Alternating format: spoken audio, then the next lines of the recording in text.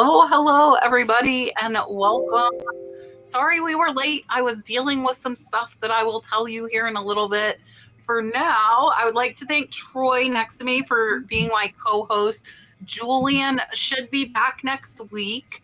And Troy was on with me last week as a guest, and tonight he is my co-host. And then both of the gentlemen below us have been on as well. So we have Jimmy from OldSchoolFlips and Dom from PrimeTimeTreasureHunter. So thank you all for being here. I'm going to let these guys introduce themselves to you just in case you don't know them. And then I will make my little announcement. I'll probably announce it a few times tonight. And then we will get to your questions. So here is Jimmy. What's up, everyone? Jimmy, OldSchoolFlips, full-time reseller for about 3 years now. A YouTuber as well. I also do some Instagram and TikTok. I'm the big channel on the panel right here. I got all the subs. Of course, I'm joking. But yeah, full-time reseller. I just started a podcast. I wanted to say that it's called. We're having fun with it. It's called the Reseller Clickbait Podcast. So we can do the craziest clickbait thumbnails ever, and we have an excuse. All right, that is perfect. Here is Mr. Dom. So you guys check out Jimmy's podcast for sure. Here is Dom. Hey, what's going on, everyone? My name is Dominic. Go by the name PrimeTimeTreasureHunter on YouTube. And as my name implies, I love to hunt all over for treasures, estate sales, garage sales, flea markets, private picks, and all sorts of other miscellaneous places. So I show that on my channel, as well as what sold videos. And I do a news broadcast every week called the Primetime News, where I recap all the interesting events in the world of reselling. I sell primarily on eBay and also more recently on Whatnot. I resell pretty much anything that is collectible and of decent monetary value. And I specialize in comic books. All right, and here is Mr. Troy. Yeah, and Dom, you're not bidding on a comic book, are you, tonight? Because I've got an auction ending in 2 minutes. I'm going to pull my attention and try to win this thing. I've been doing this full time now for 2 months, but I've been doing reselling for years, YouTube for years, and really enjoy it. I'm in Montana, and I don't find the cool. I can't get a U-Haul and fill it with comics like Dom. But I try to find cool stuff, and I love finding cool vintage things, flipping them online, and then telling people about it. So that's me. Perfect. So thank you guys for being here. All right, guys. So let me tell you what's going on and why I'm a little distracted right now. I have had 2 cancellations to my Tennessee camp, which is coming up Sunday. And my refund policy is only if the room is filled. So both of these ladies are desperately wanting their rooms to get filled. And they are offering them at $900. So that is for a king size private bedroom. It's a 16-bedroom cabin. We have a private indoor pool, 2 days of classes on eBay reselling, and all of your meals. So it is everything. It is in Sevierville, Tennessee, just outside of Pigeon Forge. It starts Sunday night. Classes are Monday, Tuesday, and we leave Wednesday. So I have lowered the prices on the big cartel site. There are actually 3 privates available at that $9. So if you would like to book them last minute, if you are close, is a great deal to get over $300 off, because these ladies at this point would like to get some of their money back to explain the discount. And I think Richard will probably be dropping the link for you guys. So with that said, Duncan is coming in hot here. Duncan is not always, Richard beats him sometimes. It's competition on who gets first. Duncan wants to know, should I sell $15 to $50 items trouble-free all day long, or get high-end items and get less sales but more money? I'm in the hot seat, so I'll go first. If you can get the high-end items regularly, go all in on that. But, I sell the $15 to $50 all the time as well. I kind of call it my soda pop machine theory. Like, there's people that made a lot of money selling sodas at 50 cents a pop or each, right? Pun intended. So, like, I'll do it all. If you can fill your inventory with high-end stuff and you have plenty of it, go for it. But that other stuff adds up pretty quick. So both for me. I agree. It's not an either or. I've been recommending for a long time that people try to blend the lower end items and the higher end items together. That is what a lot of people wind up doing and have success with that model. I also should mention that the lower end items are not always trouble free. In fact, this is something that Mrs. Primetime and I joke about often, but it does seriously occur, which is that I find that people are sometimes more stingy in negotiations with items between $10 and $20 than they are for items that are $100 or more, in which case sometimes they don't even negotiate at all. But the amount of time they want to spend trying negotiating between like $1 or $2 is amazing sometimes compared to the higher end items. So anyway, but a blend of both is what I suggest. Yeah, I mean, I guess I'll just echo everybody, especially that last point. I've had people going back and forth over like 50 cents. It's super weird. And then it's just a matter of, do you want the sale, or are you standing on principle of this is stupid? Like, yeah, I mean, today I had 11 items that I shipped out for $300 and change. I sold a little action figure for $8.50, and I sold Zelda for the Game Boy for $80. So I think mixing all of those together, I think that's a perfect way to do it. Yep.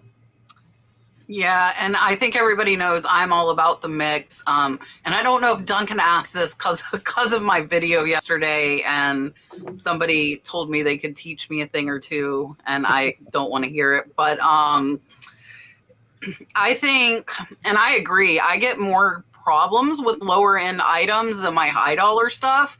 But I probably could find quite a bit of high dollar items, but in my experience, you have to put more in. So the percent return is not as high as the lower dollar.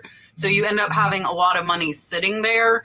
And I don't like that fact. And also a lot of higher dollar takes a little bit more time for the right buyer to come along. So I like having a mix. Yeah. Let's see. Mr. Jeremy. Have any of us tried our hand at flipping gold or silver, like buying sterling candle holders at an auction and flipping them for scrap, either online or locally? I myself have not. I mean, I know all the local guys that do it. I see them all the time at the estate sales and stuff. It's not something that I've ventured into. I don't carry a magnet or a loop or anything like that. So, unfortunately, I don't have a lot of information on that. We do, but we resell it. We don't turn it in for scrap. Many times the rate for the scrap is fairly equivalent to what you're going to get from reselling it. So I would rather resell it just from a historical perspective and keep the item in the ether, so to say, just so other people could enjoy it and pass it on to other generations. That's cool. I don't do a lot of gold, silver stuff. I mean, I've flipped a handful of silver coins just locally, not for scrap, but just sold them to the coin guy here in town. I get a little bit less, but I get it immediately. I don't have to worry about shipping, all the bonuses of flipping stuff locally. But otherwise, that's really all I've done. I have not. I have typically bought them and priced them at the value for the item. And I've had people tell me like, they're not worth the wait. And I tell them I'm not selling it for the weight. I'm selling it for like the collectible value. So I kind of go actually the opposite way of that. And I will weigh some, but most of my silver is branded. So again, I sell it for like the name and the actual piece versus trying to get like a weight for it. Right. All right. Duncan, again, what is one thing you can do to improve your eBay store? There's a lot of things there's a lot of things you can do. I think, especially with the new thing that they added where it shows you can see your views from the last 30 days and you can actually click on it now to see those numbers more in depth. Now's a good time to go through and look at your stuff that's just not getting views. You can literally see if it's not actively getting views right now. Go in there, either end and sell similar on it or promote it or run a sale on those items.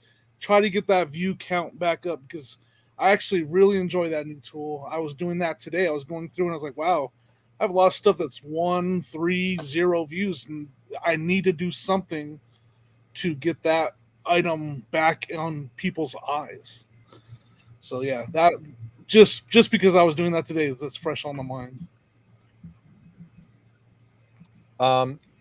My answer to that would be, really there's 3 things that everyone should be doing if they're having some difficulty. Is 1, make sure you're looking at your title and checking that. A lot of people do not use the proper keywords, and they do not fill all the or most of the allotted space that they get.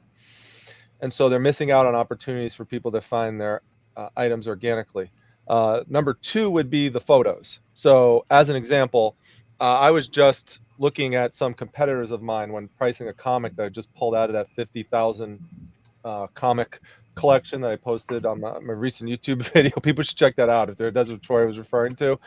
So one of the competitors was listing the comic book in the bag, which the problem is it caught all sorts of glare on it, and it was showing wrinkles, and you couldn't tell if the wrinkles were from the bag or if the wrinkles were on the comic. It's a major mistake. And so I just laugh, and I'm just like, well, people aren't going to buy that.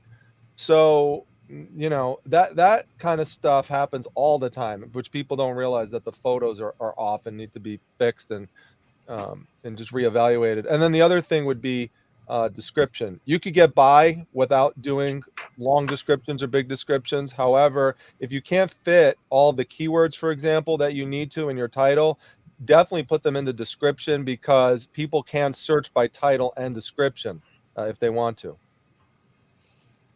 Yeah, I'm bad with that, Dom. I don't hardly ever put anything in my descriptions. Yeah, that's why I put that one last. Yeah, that's why I put that last, because I know, like, you and Kat don't do it too much, but it can help with those extra keywords. Yeah, for sure. It's a speed thing. Yeah, for me, Yeah, honestly. right. I do point out, and what I would say is, I don't know if it improves your store necessarily, but I would use that description box to point out any flaws. And I guess it goes to photos as well. Make sure you highlight the flaws with photos. Don't try to hide them, and really try to accent them and show them close up. This is the nick on the corner of the comic book. This is the crack in the teacup, whatever it is, because you don't want them getting it and saying, well, that you didn't really disclose. Even if it's in a picture, make sure that it's very clear that it's in the picture, and then even put it in the description and say, see photos. Right. And I think, you know, in that way, I think it's a bit of under promise, over deliver. You know, sometimes they get it and go, wow, this is better than I thought it was going to be. But you don't want them getting it and being surprised at there being some sort of damage. Right. And what some people try to do, which is really bad practice, is to take photos of something and they know that there's a flaw. Like, let's say they know there's a significant flaw on the bottom of, we say the comic book, we take any item on the bottom of it, you put it in the last photo at the very end, and you don't say anything about it, and you just said, look, a photo. So the person gets mad, they get upset when they get it, and then your retort to them is, well, you didn't look at the photos. Well, maybe they just didn't see it because it wasn't pointed out in the description. So making mention of it in the description when you're aware of it and you know it's there definitely could save you a lot of grief in the long term when the person gets upset at the item. So trying to sneak things by people is, you know, it's usually going to come back to bite you. Usually will come back to bite you. I've always said, don't ever try to get over on these buyers. You're making a huge mistake if you're trying to get over. Yeah, on you're them. hurting yourself. You're hurting yourself. Not going to work. Yeah, and I put C photos, but I'll also put Y. So if there's like staining, I'll put light staining C photos. So I type it out and show it in the photos and make sure. As far as my eBay store, as far as improving it, we're doing good. We've done almost $5,000 this week. I honestly don't have any complaints with where I'm at. Like the listing is on point. So I'm happy. I'm very content with where I'm at.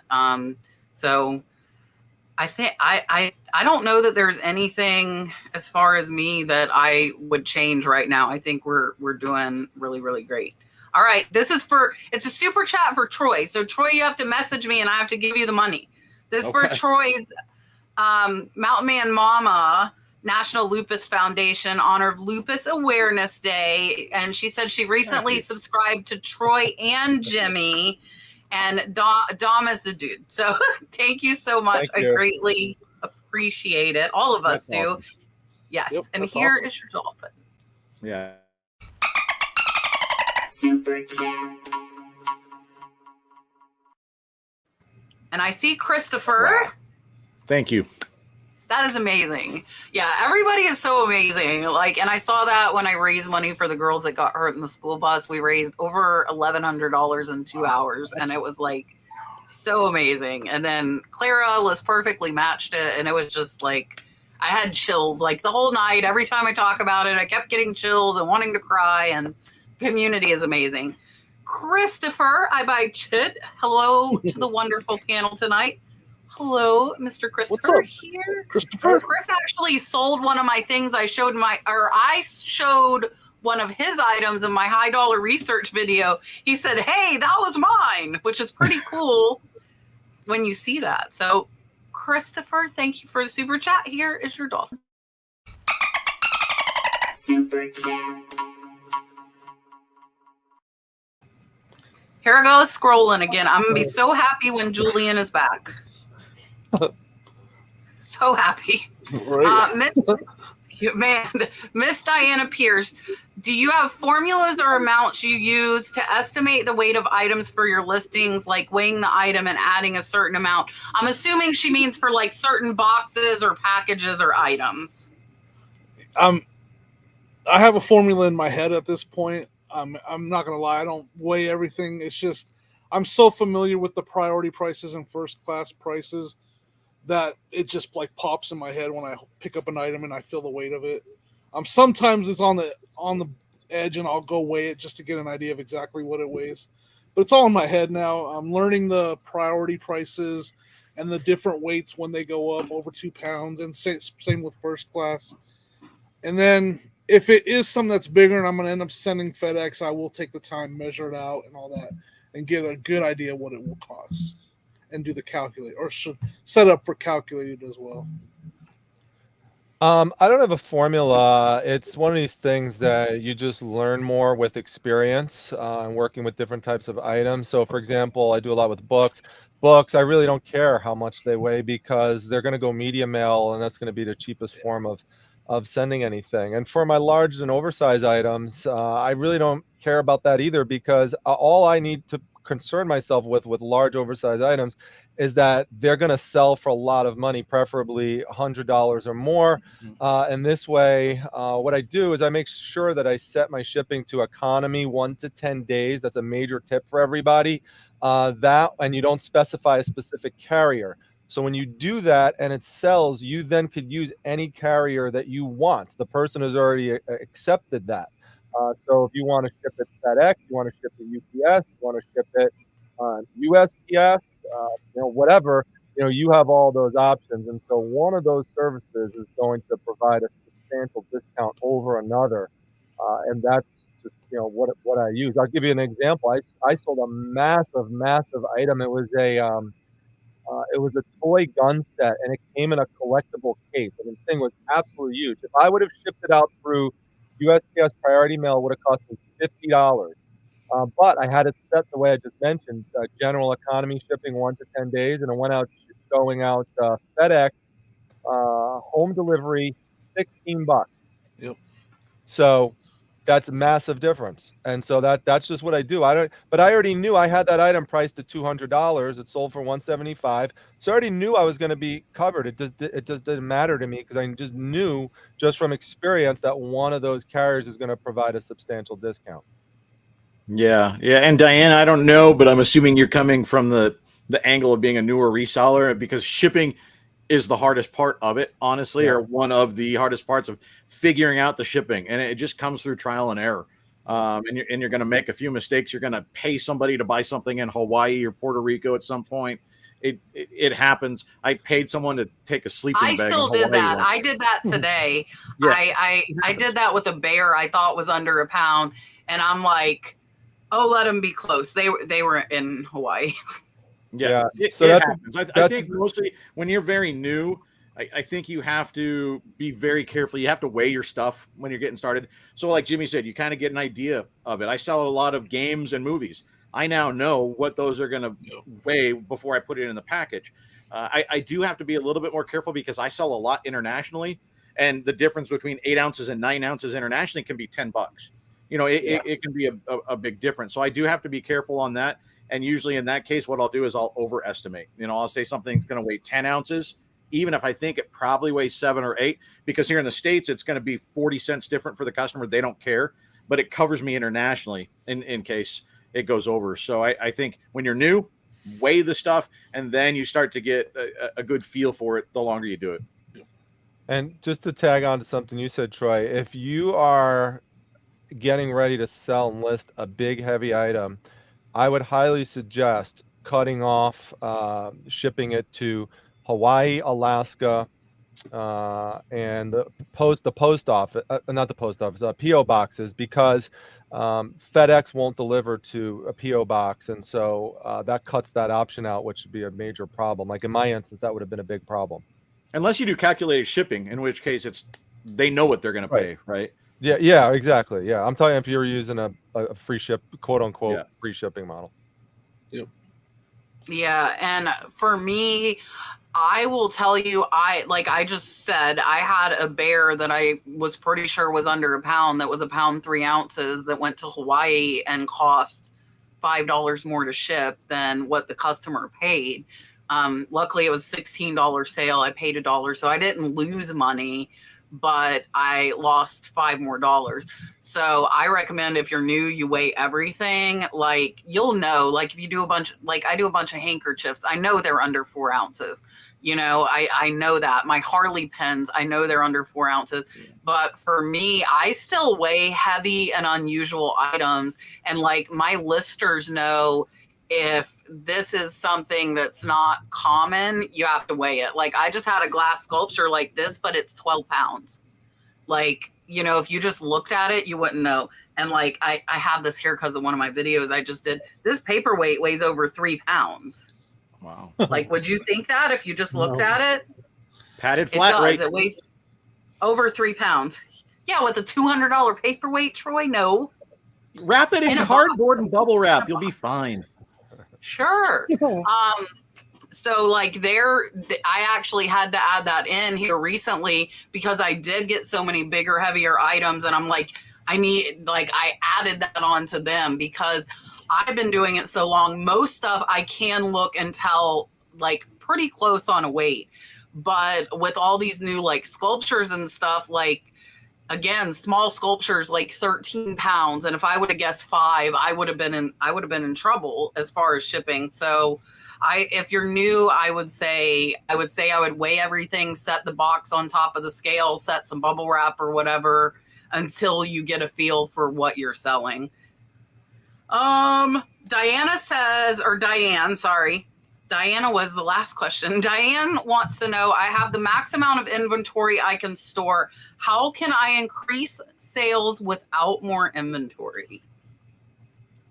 Yeah, I mean, that's what we all want the answer to. Like, you gotta, if you're not running sales already, if you're not promoting already, I mean, there's a lot of little things you can do. Everybody does things differently. Again, like I said, looking at your inventory, checking to see if it's stale. If you have some older inventory, you know, looking at other options to sell it. I do want to put this up, Jimmy, since you said that. She responded in the chat. I mostly sell on Mercari. So that would get into what Jimmy, like, if you want to finish what you were saying. Explore other options, you know, cross post, you know, maybe locally, maybe bundle stuff up. There's a lot of different things you can do. I bundle up toys all the time that aren't moving, you know, a lot of action figures. Here you go. If you want to buy it and make a little money on it, you know, I'll do it as a wholesale lot, whatever. There's just a lot of little tricks that you can do. That's basically how I would do it.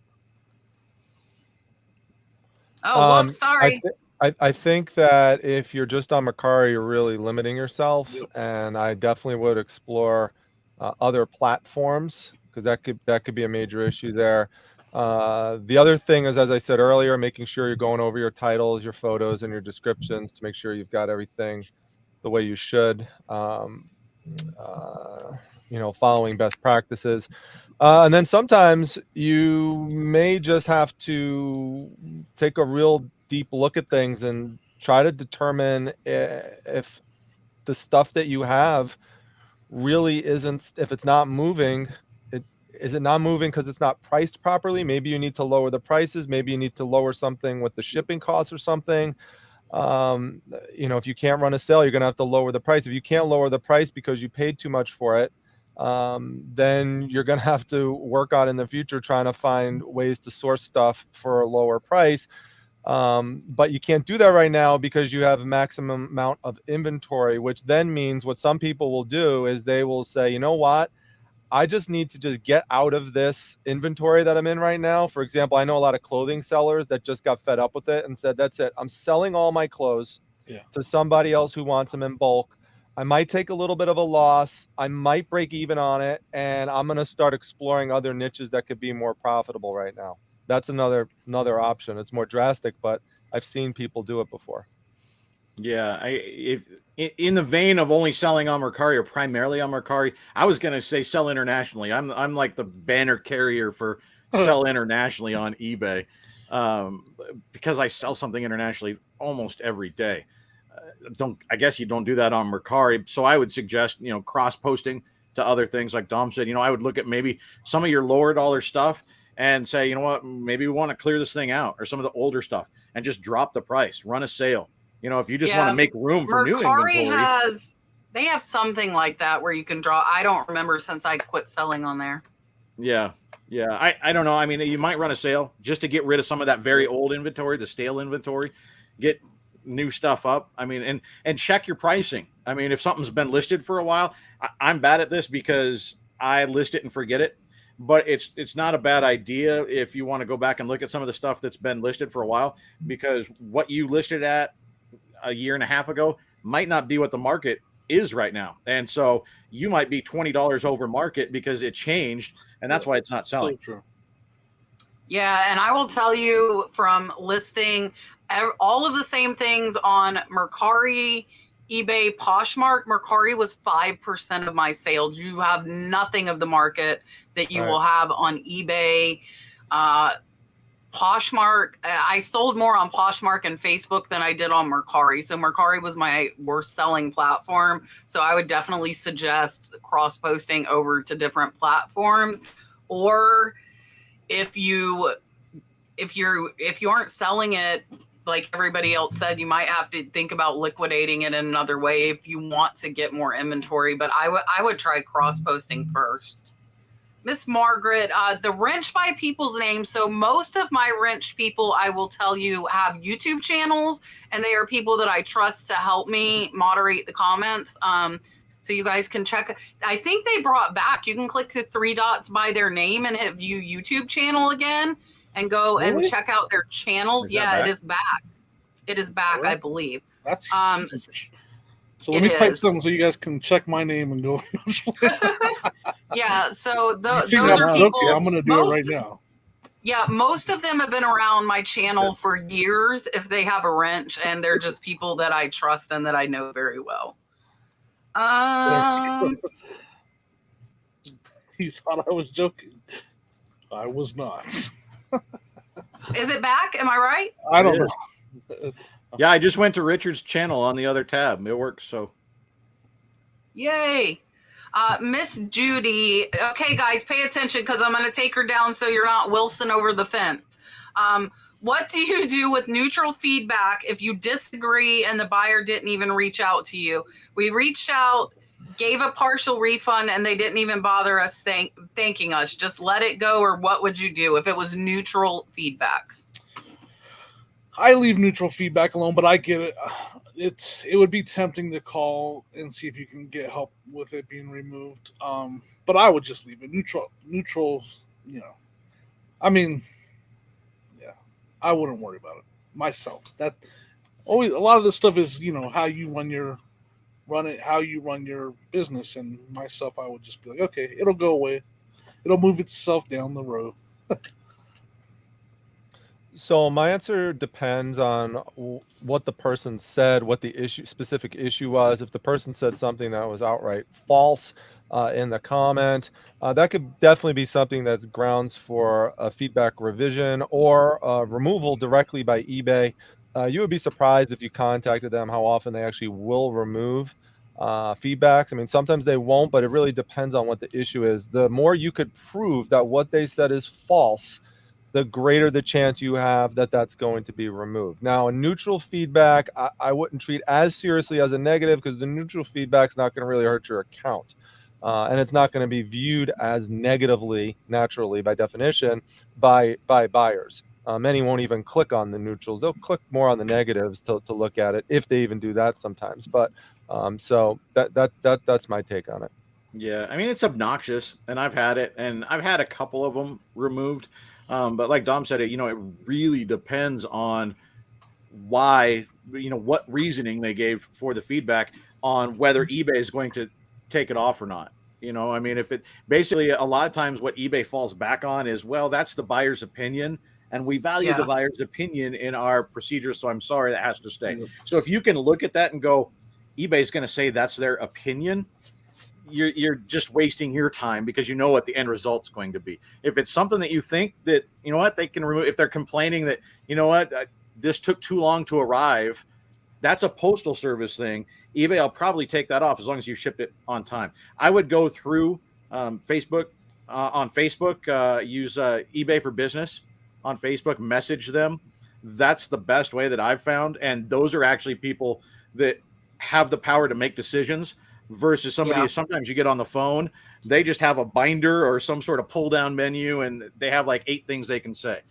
The people on Facebook actually can do things. And a lot of times they'll say on feedback, I've had them say, yep, you're right, we'll take that off. It'll be off in the next hour, or whatever they say. And it's usually off in 2 minutes.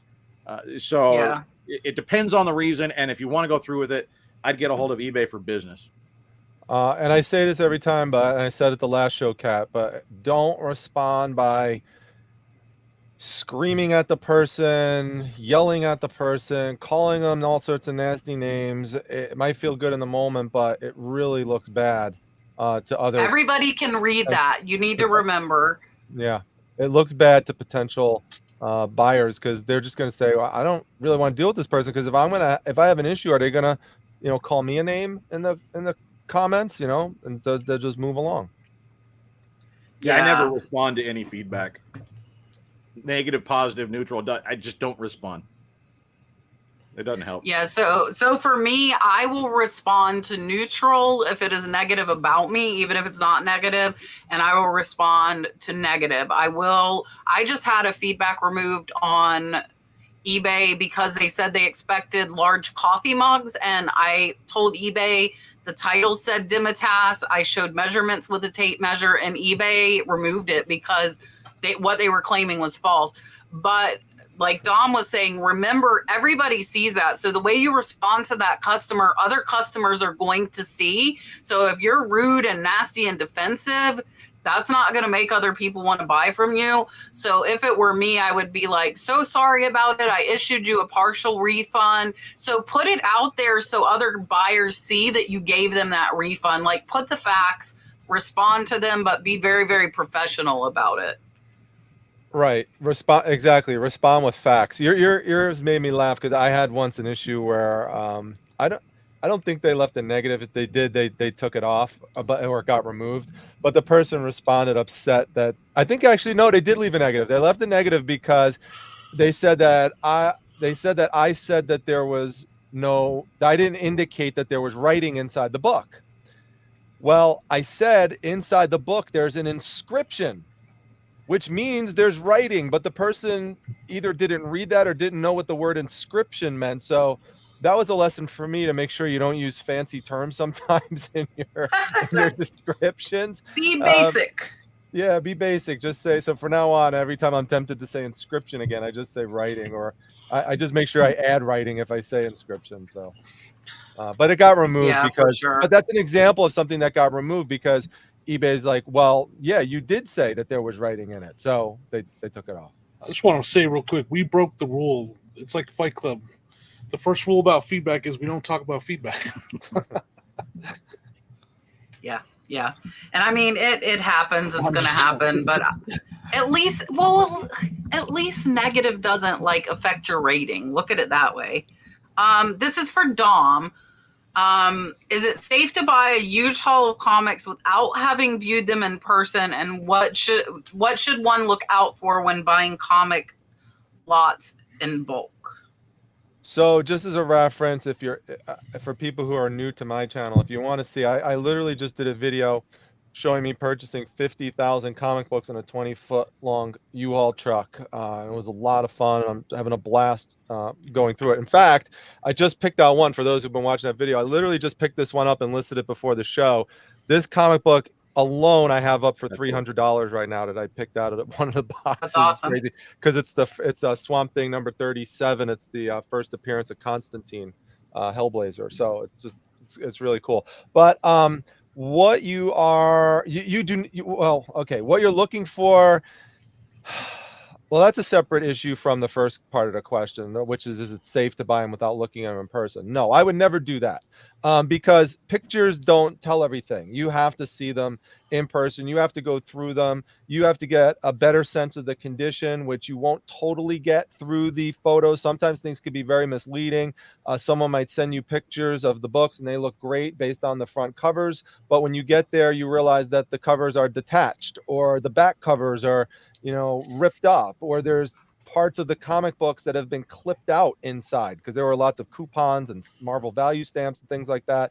So you definitely want to, get in there, look at it. And they might smell horribly, like mold. There could be all sorts of issues. So you definitely want to go and look. They could be crinkled, wrinkled, all sorts of things. In terms of what you're looking for, ideally you're looking for older superhero comic books. So you're looking for older Avengers, older Superman. When I say older, I'm talking, at the latest, like 80s, but 70s, 60s, 50s, 40s, as far back as you can go, looking to see if there are what are known as key issues. So these are issues where the perfect example, where this is something that really important happened in it. If you just looked at it, didn't know anything about comics, you would never notice it's a $300 comic book. And just based on the condition as well, you got to factor that into it. And you wouldn't know that just based on looking at it. So you have to do some research on some of the books if you're new to it. I always suggest people go to comicspriceguide.com. It's one word, comicspriceguide.com. It's free to get an account, and you could look up the issues and it will tell you if there's something really important that happened in that particular book that makes it valuable.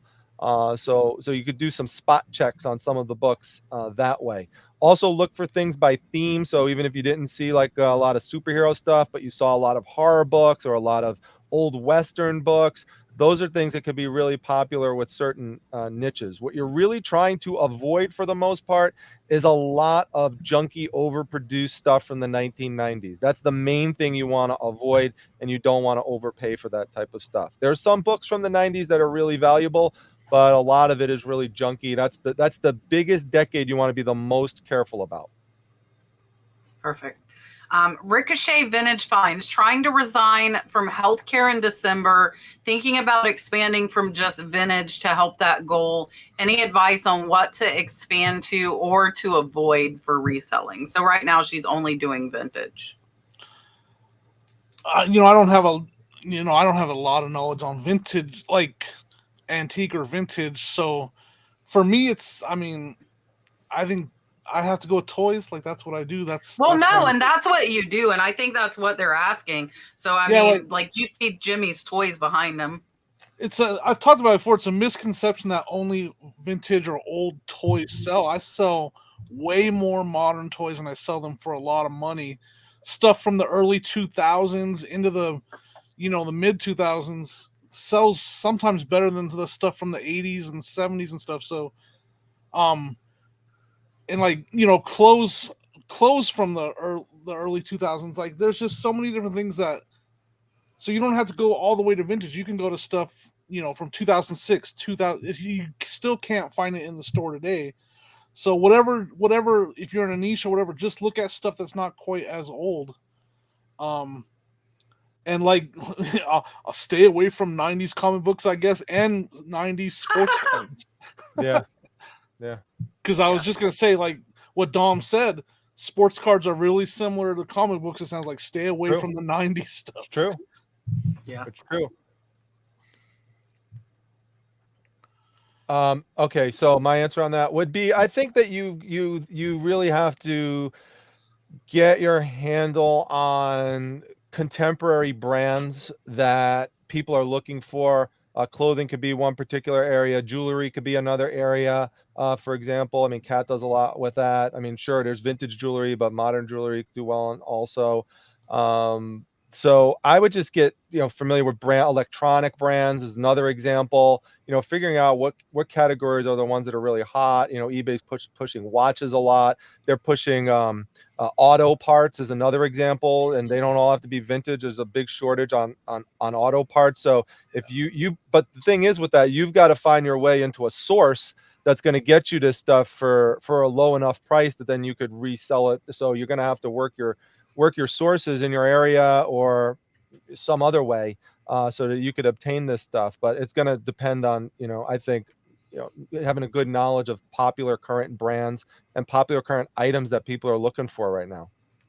Yeah, it's a super hard question because vintage is such a broad thing. Like, I don't know if you necessarily want to stay away from vintage. I mean, eBay, that's what sells a lot on eBay. I mean, eBay is all about nostalgia for me. I sell nostalgia all the time.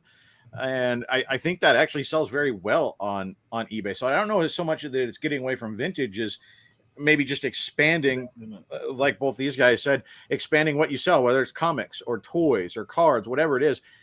But I would also, we talked about it last week on the show, I would also suggest that you find something that you love. I mean, it's one thing to sell some stuff because it's going to make money. And if you do it here and there, that's one thing. But you can't consistently do it, I don't think, unless all you're doing it for is the money and what you love is the money.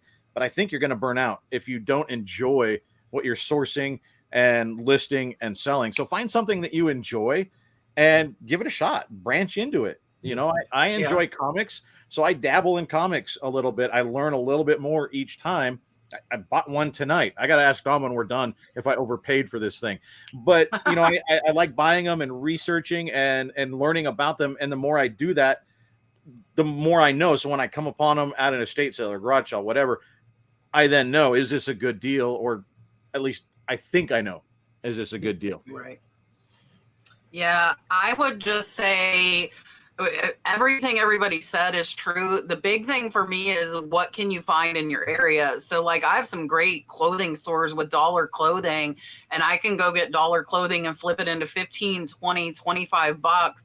So if you have something like that, and as they said too, like whatever you're doing with vintage, look into some newer, like if you're doing like figurines, statues, sculptures, stuff like that, there's newer too. You can expand into newer stuff.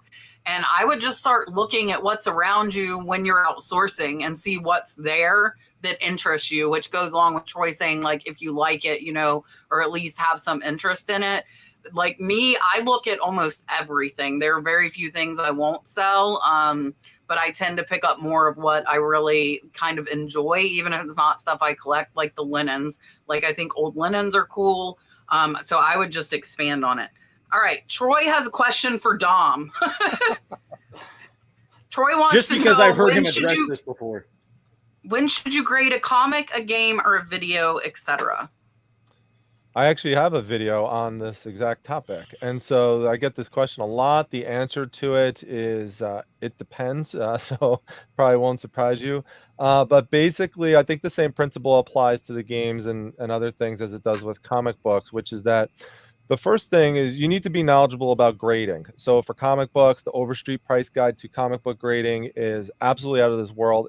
It's terrific. I highly recommend it. I have an affiliate link to it in my YouTube videos, but you could just go directly to Amazon and get it. So I highly suggest everyone get that, take a look at it, get familiar with grading. Then what you want to do is you want to do a search on eBay and also do a search on the comicspriceguide.com website that I showed you about, because what they'll both show you, depending on how you search for it, is it will show you what the value of the book is if it's graded, and what the value of the book is if it's not graded. In other words, the raw value. Now, sometimes those values are very close. Sometimes they're actually identical, but sometimes there's a massive difference. There could be a many thousands and thousands of dollar difference. Sometimes it's hundreds of dollars of difference.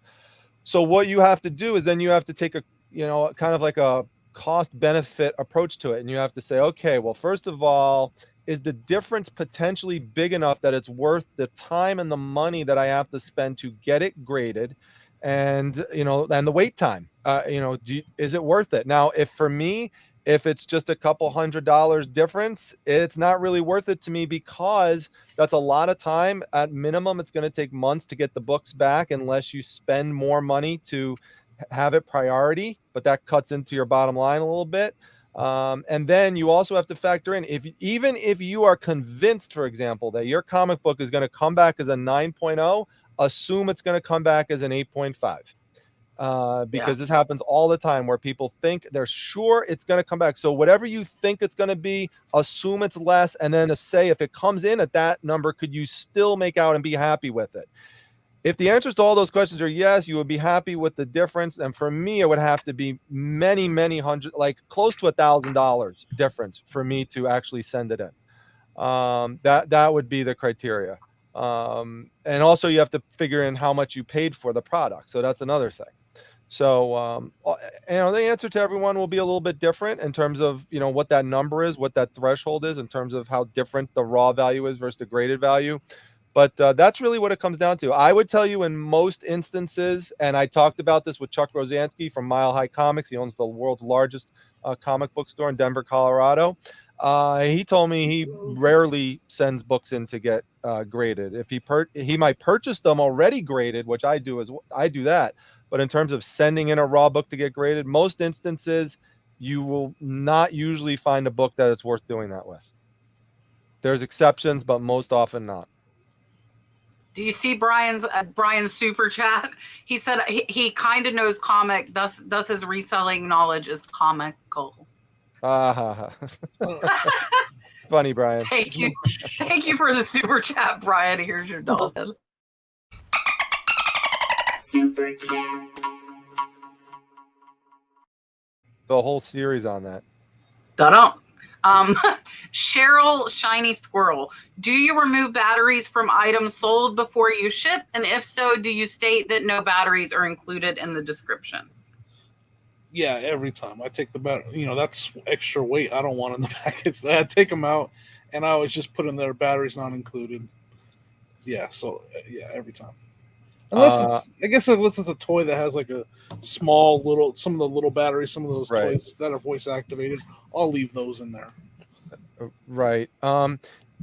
Usually what I will say is I'll either say that there's no batteries included, or if it's one of these instances, like you said, where you would include the batteries, I say either way what I'm going to do. So if it's none, say none. But if I am going to potentially include them, I do say that they would be included for U.S. buyers only, but they would not be included for international buyers, because it could be violations sending batteries to some countries.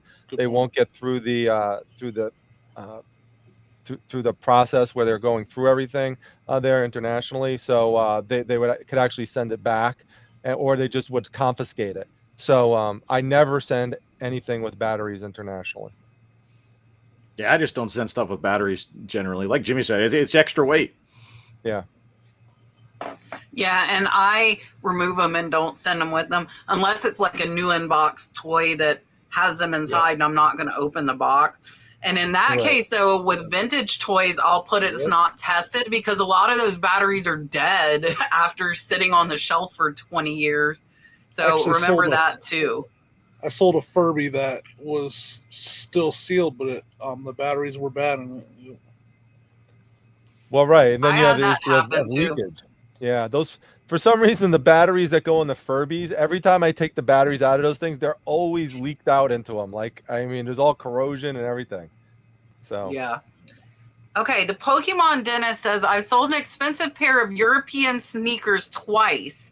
Both buyers wanted a return because the size doesn't match the shoe. So what would you recommend to do to sell those shoes?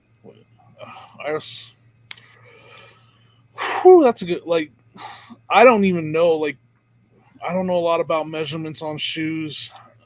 Did they say they were not wide enough? Should you I think maybe look most to of see if them they're say wide? though, don't they say the different countries like on the tag? Most of them.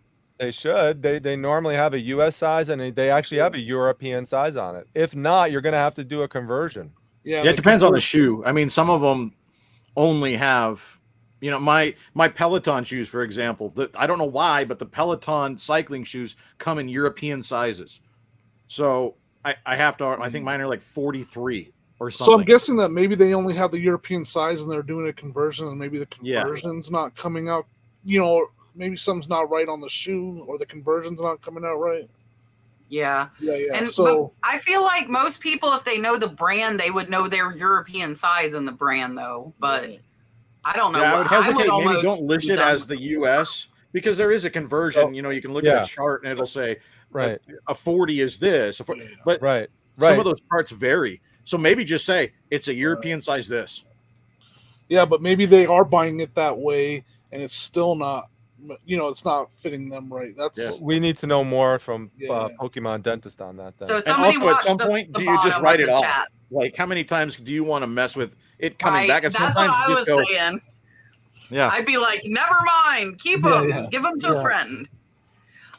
Reigning Retro, North Carolina. How do you handle thrifting in places where you can't get Wi-Fi? Do you buy stuff you have to guess, or stick with things you know will be good? Well, I definitely start off with scanning the entire store looking for stuff that I know. So instead of wasting my time I would scan the entire store, every area, every department, looking for the stuff I know first.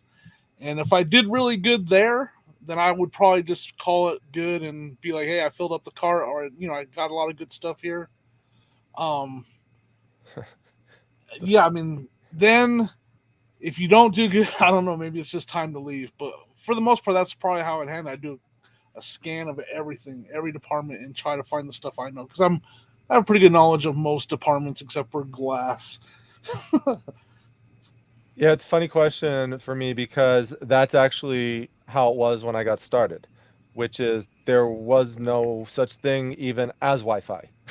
So we literally went out we had no fault, nothing. There was just, you just looked for stuff. Did it look like it was valuable or not? You'd buy it, you'd bring it home, you'd check on eBay and see, and you'd say, wow, great, I did really good. This is something valuable. And then another time you thought you had something valuable and you came back and you saw that 50 other people had it on eBay and you're not going to make any money off of it. So that's how it used to be. So you could still do that, with more experience that you have, the better you'll be able to do.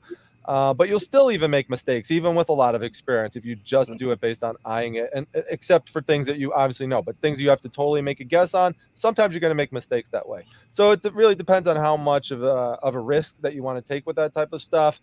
One other approach that you can use is, depending on how far away you'd have to go to actually get Wi-Fi, is take pictures of the items that you're most interested in, leave the store, drive to a spot that has Wi-Fi, and then look up the comps and go back and get the items. Yeah. Yeah. I mean, I think it's not, like Jimmy said, get the stuff go through, get the stuff that you're already comfortable with, that you know what, I'm pretty sure I can turn a profit on this. And then I would go and grab, look at the stuff that maybe you haven't looked at before. You've seen some videos about, you've heard about, whatever it is, and go with your gut. Buy one, buy two things. That's the way you learn. I mean, you pay for an education, and we hope that our education is not that expensive. Sometimes you win and sometimes you lose, but then you're going to remember that next time. Either way, whether it was a good buy or a bad buy, you're going to see that the next time and go, oh yeah, I remember that one. So you go with your gut, I think, and give it a shot on a couple things. Yeah, I agree with everybody. And the newer you are, the less I would grab on thinking it would sell, because I learned that very hard in the beginning, that what I like is not what sells. Very, very, very, some of that stuff's still sitting in my store. So if you're newer and don't have much experience selling, like I can go in now after 3 years of doing it pretty close to full time and pick up stuff that I know will sell. I will still take chances on stuff. It's typically the more lower dollar, but I've also done what Dom says. Like if it's something I have to pay up for, I'll take a picture of it, go out to my car. If I get a signal in the parking lot, look it up. If it's good, I'll go back in. So I would just say the least amount of experience you have, the least amount of stuff I would pick up without being able to research it. Miss Cindy says, and I don't think I can answer this, maybe the guys can. She'd like to be able to sell video games, but wants to test them first. If she were to buy one system used, which would you recommend? I would buy a Retron that can play the regular Nintendo, the Super Nintendo. I think there's one there that can play. There's one that can play all three, right? And the Nintendo 64. Mm-hmm. So there's a newer system out called a Retron. I would buy that. It's got controllers. Usually, got controllers with it. You can also plug the old controllers into it to test your controllers as well. But it would definitely be a Retron and for older Nintendo cartridge games. Yeah, I agree with the Retron. So look into that. But of the three that you mentioned, if you're outsourcing and looking between the three types of games, which one should you focus most on? I would say it would be the old NES cartridges. GameCube really does well also, and the Nintendo 64 games do really well also. So Nintendo, I think, is better than the other ones. Yeah, of those listed, I'd say get the NES. Yeah. And then you get to play it. I mean, I have one. We Right. play that thing. And we have a Wii as well. So I have a couple of systems. Right. You want that to test out.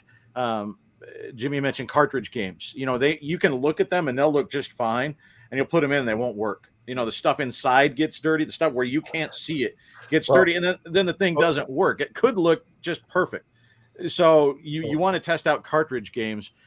Generally, I don't test out disc games, honestly. I mean, because you can look at them. Yeah. I've never had a disc game go out that you looked at it and it looked like a mirror, and it went to the customer and they wrote me and said, hey, this doesn't work. Never once in like 5 years.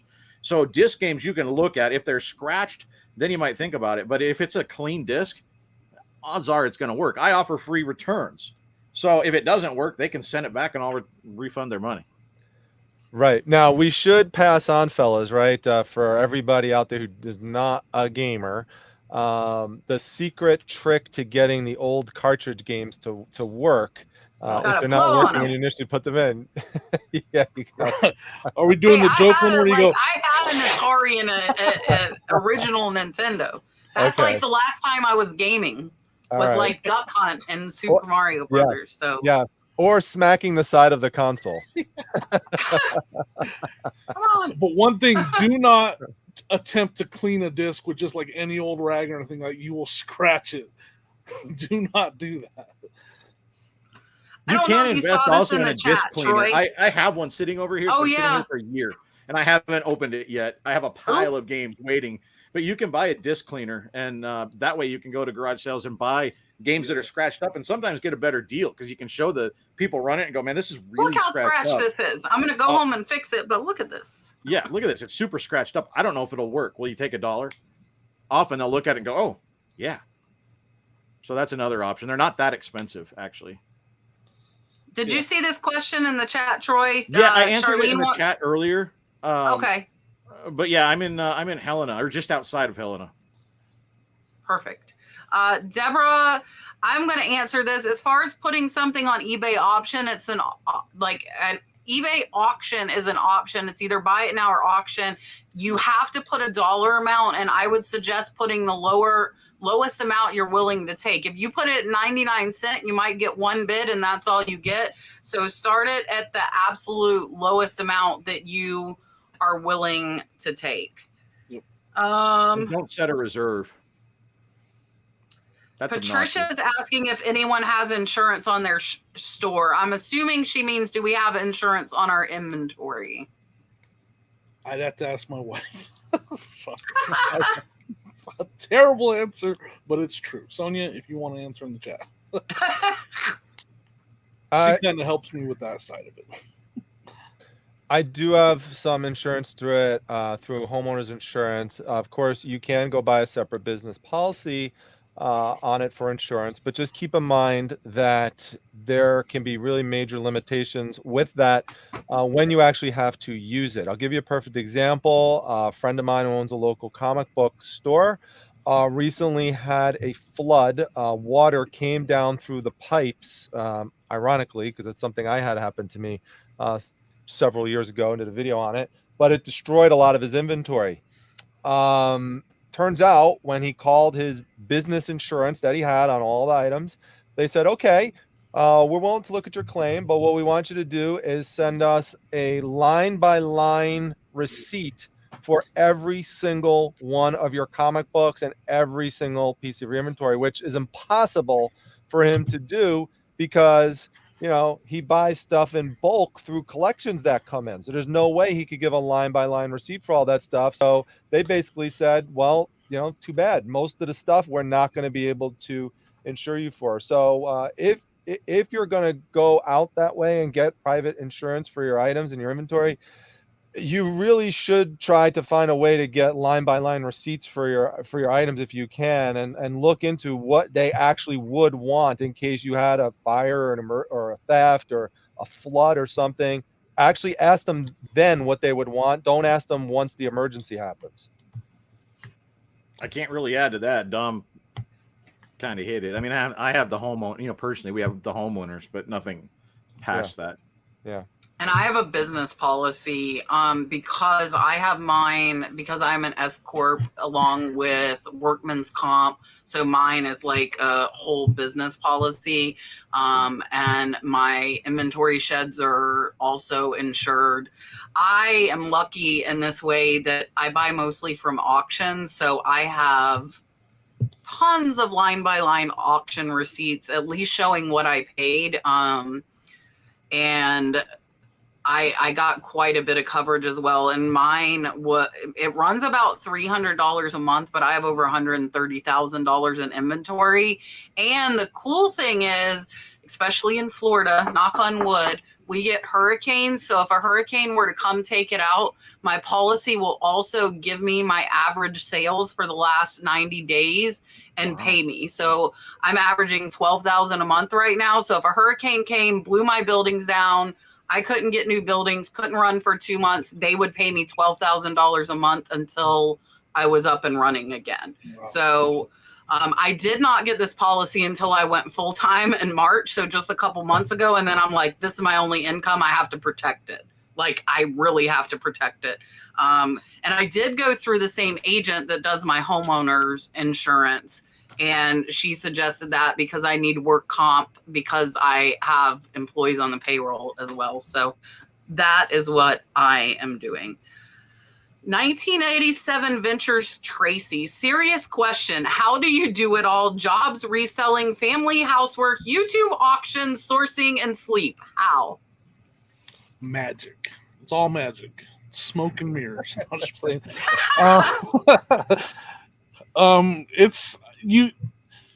It's because it's enjoyable for me. That's why. Like, there are parts of it that are not fun, but the majority of it is fun. I love editing videos and making a YouTube video. I love sourcing. Let's see what else. Do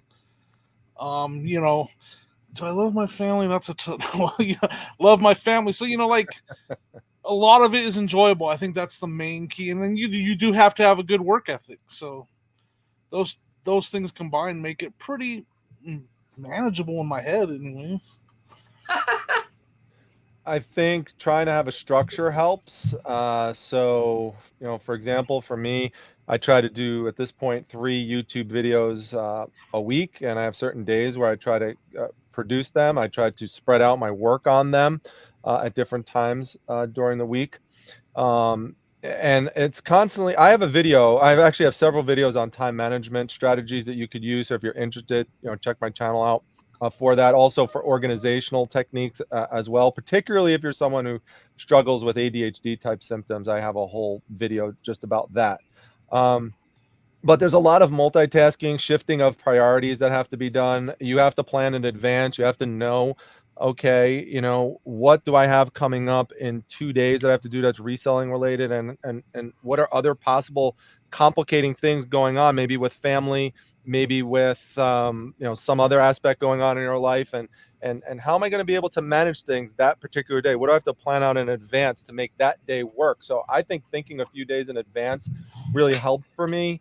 And again, just constantly shifting priorities and just making sure if you're falling short in one area, then you might have to take time away from another area to make up for it. So, for example, if you're getting behind on your eBay listings, then maybe you need to cut down on your sourcing one weekend so you catch up with your eBay listings. Or if you're not spending enough time with family, then maybe you need to just take a day off or take a significant reduction in the time that you're putting into your reselling business or your YouTube work, and just say, all right, I'll skip a video this time, or I'll skip going out sourcing, or I'll skip listing today because I need to spend time with my significant other or my kids, and just balance it out. So you constantly got to look at all these different things, and just it's a constant juggling for me. I mean, I'm not saying it's easy.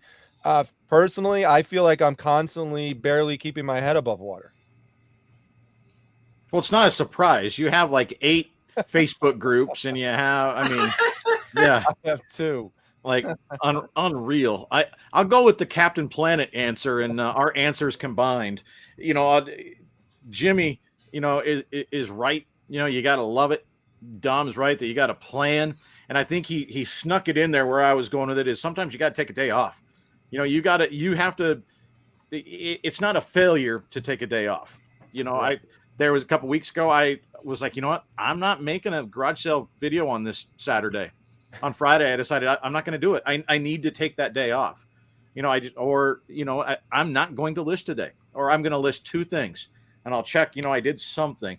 You need that mental health day sometimes, and then you can get back at it the next day, take a deep breath, and you're refreshed. I think that's important sometimes, is being willing, allowing yourself to take a break. Yeah, also, I will tell it's crazy. Like, and Dom and I talk about this. We've talked about this a few times because we chat a lot. But I'll probably do a video on it at some point, either the end of this month or the beginning of June. But I'm getting ready to change up some stuff. I'm tired of being so busy. I'm over it. I'm busier than when I was working, and something's got to give. Something's got to change. So I'm going to be, and I really kind of kill myself the first week of the month because I have member lives.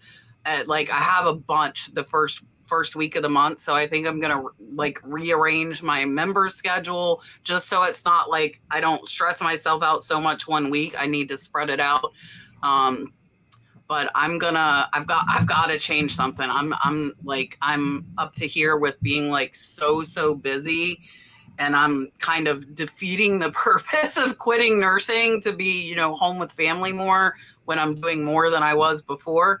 So for me, this is my job now. So as far as a job, I don't have to worry about that. As far as reselling, I have 3 employees that list for me now. So that takes at least some of the stress off me, where I don't have to worry about listing every day.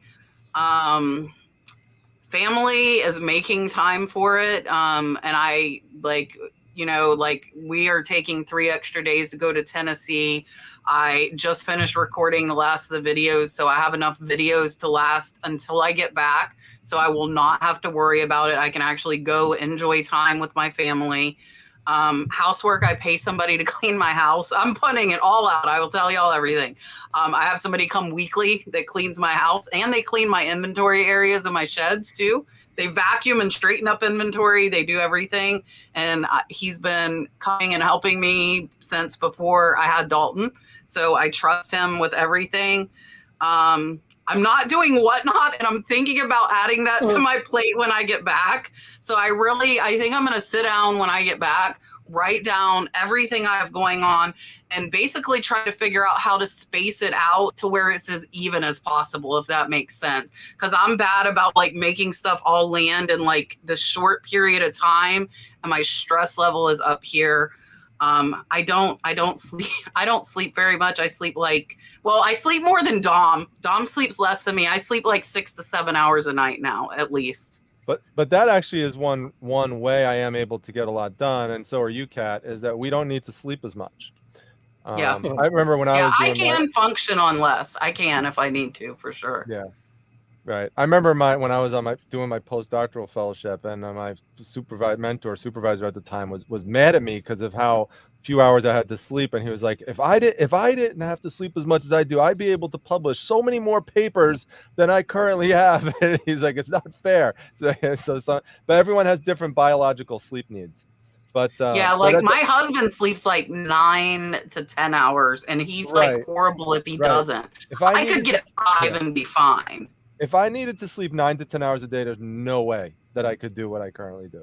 It would be impossible. Yeah. There's no way. But to a point that you made, Kat, that I think is important, especially for people who might be newer into reselling, is that you don't want reselling to turn into what you are trying to escape from.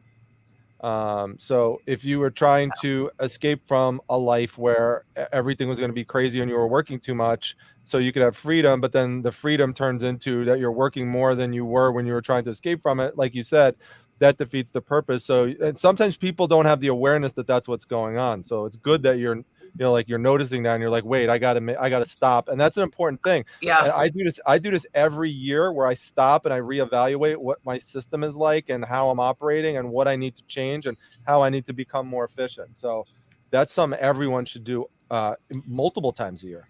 Yeah.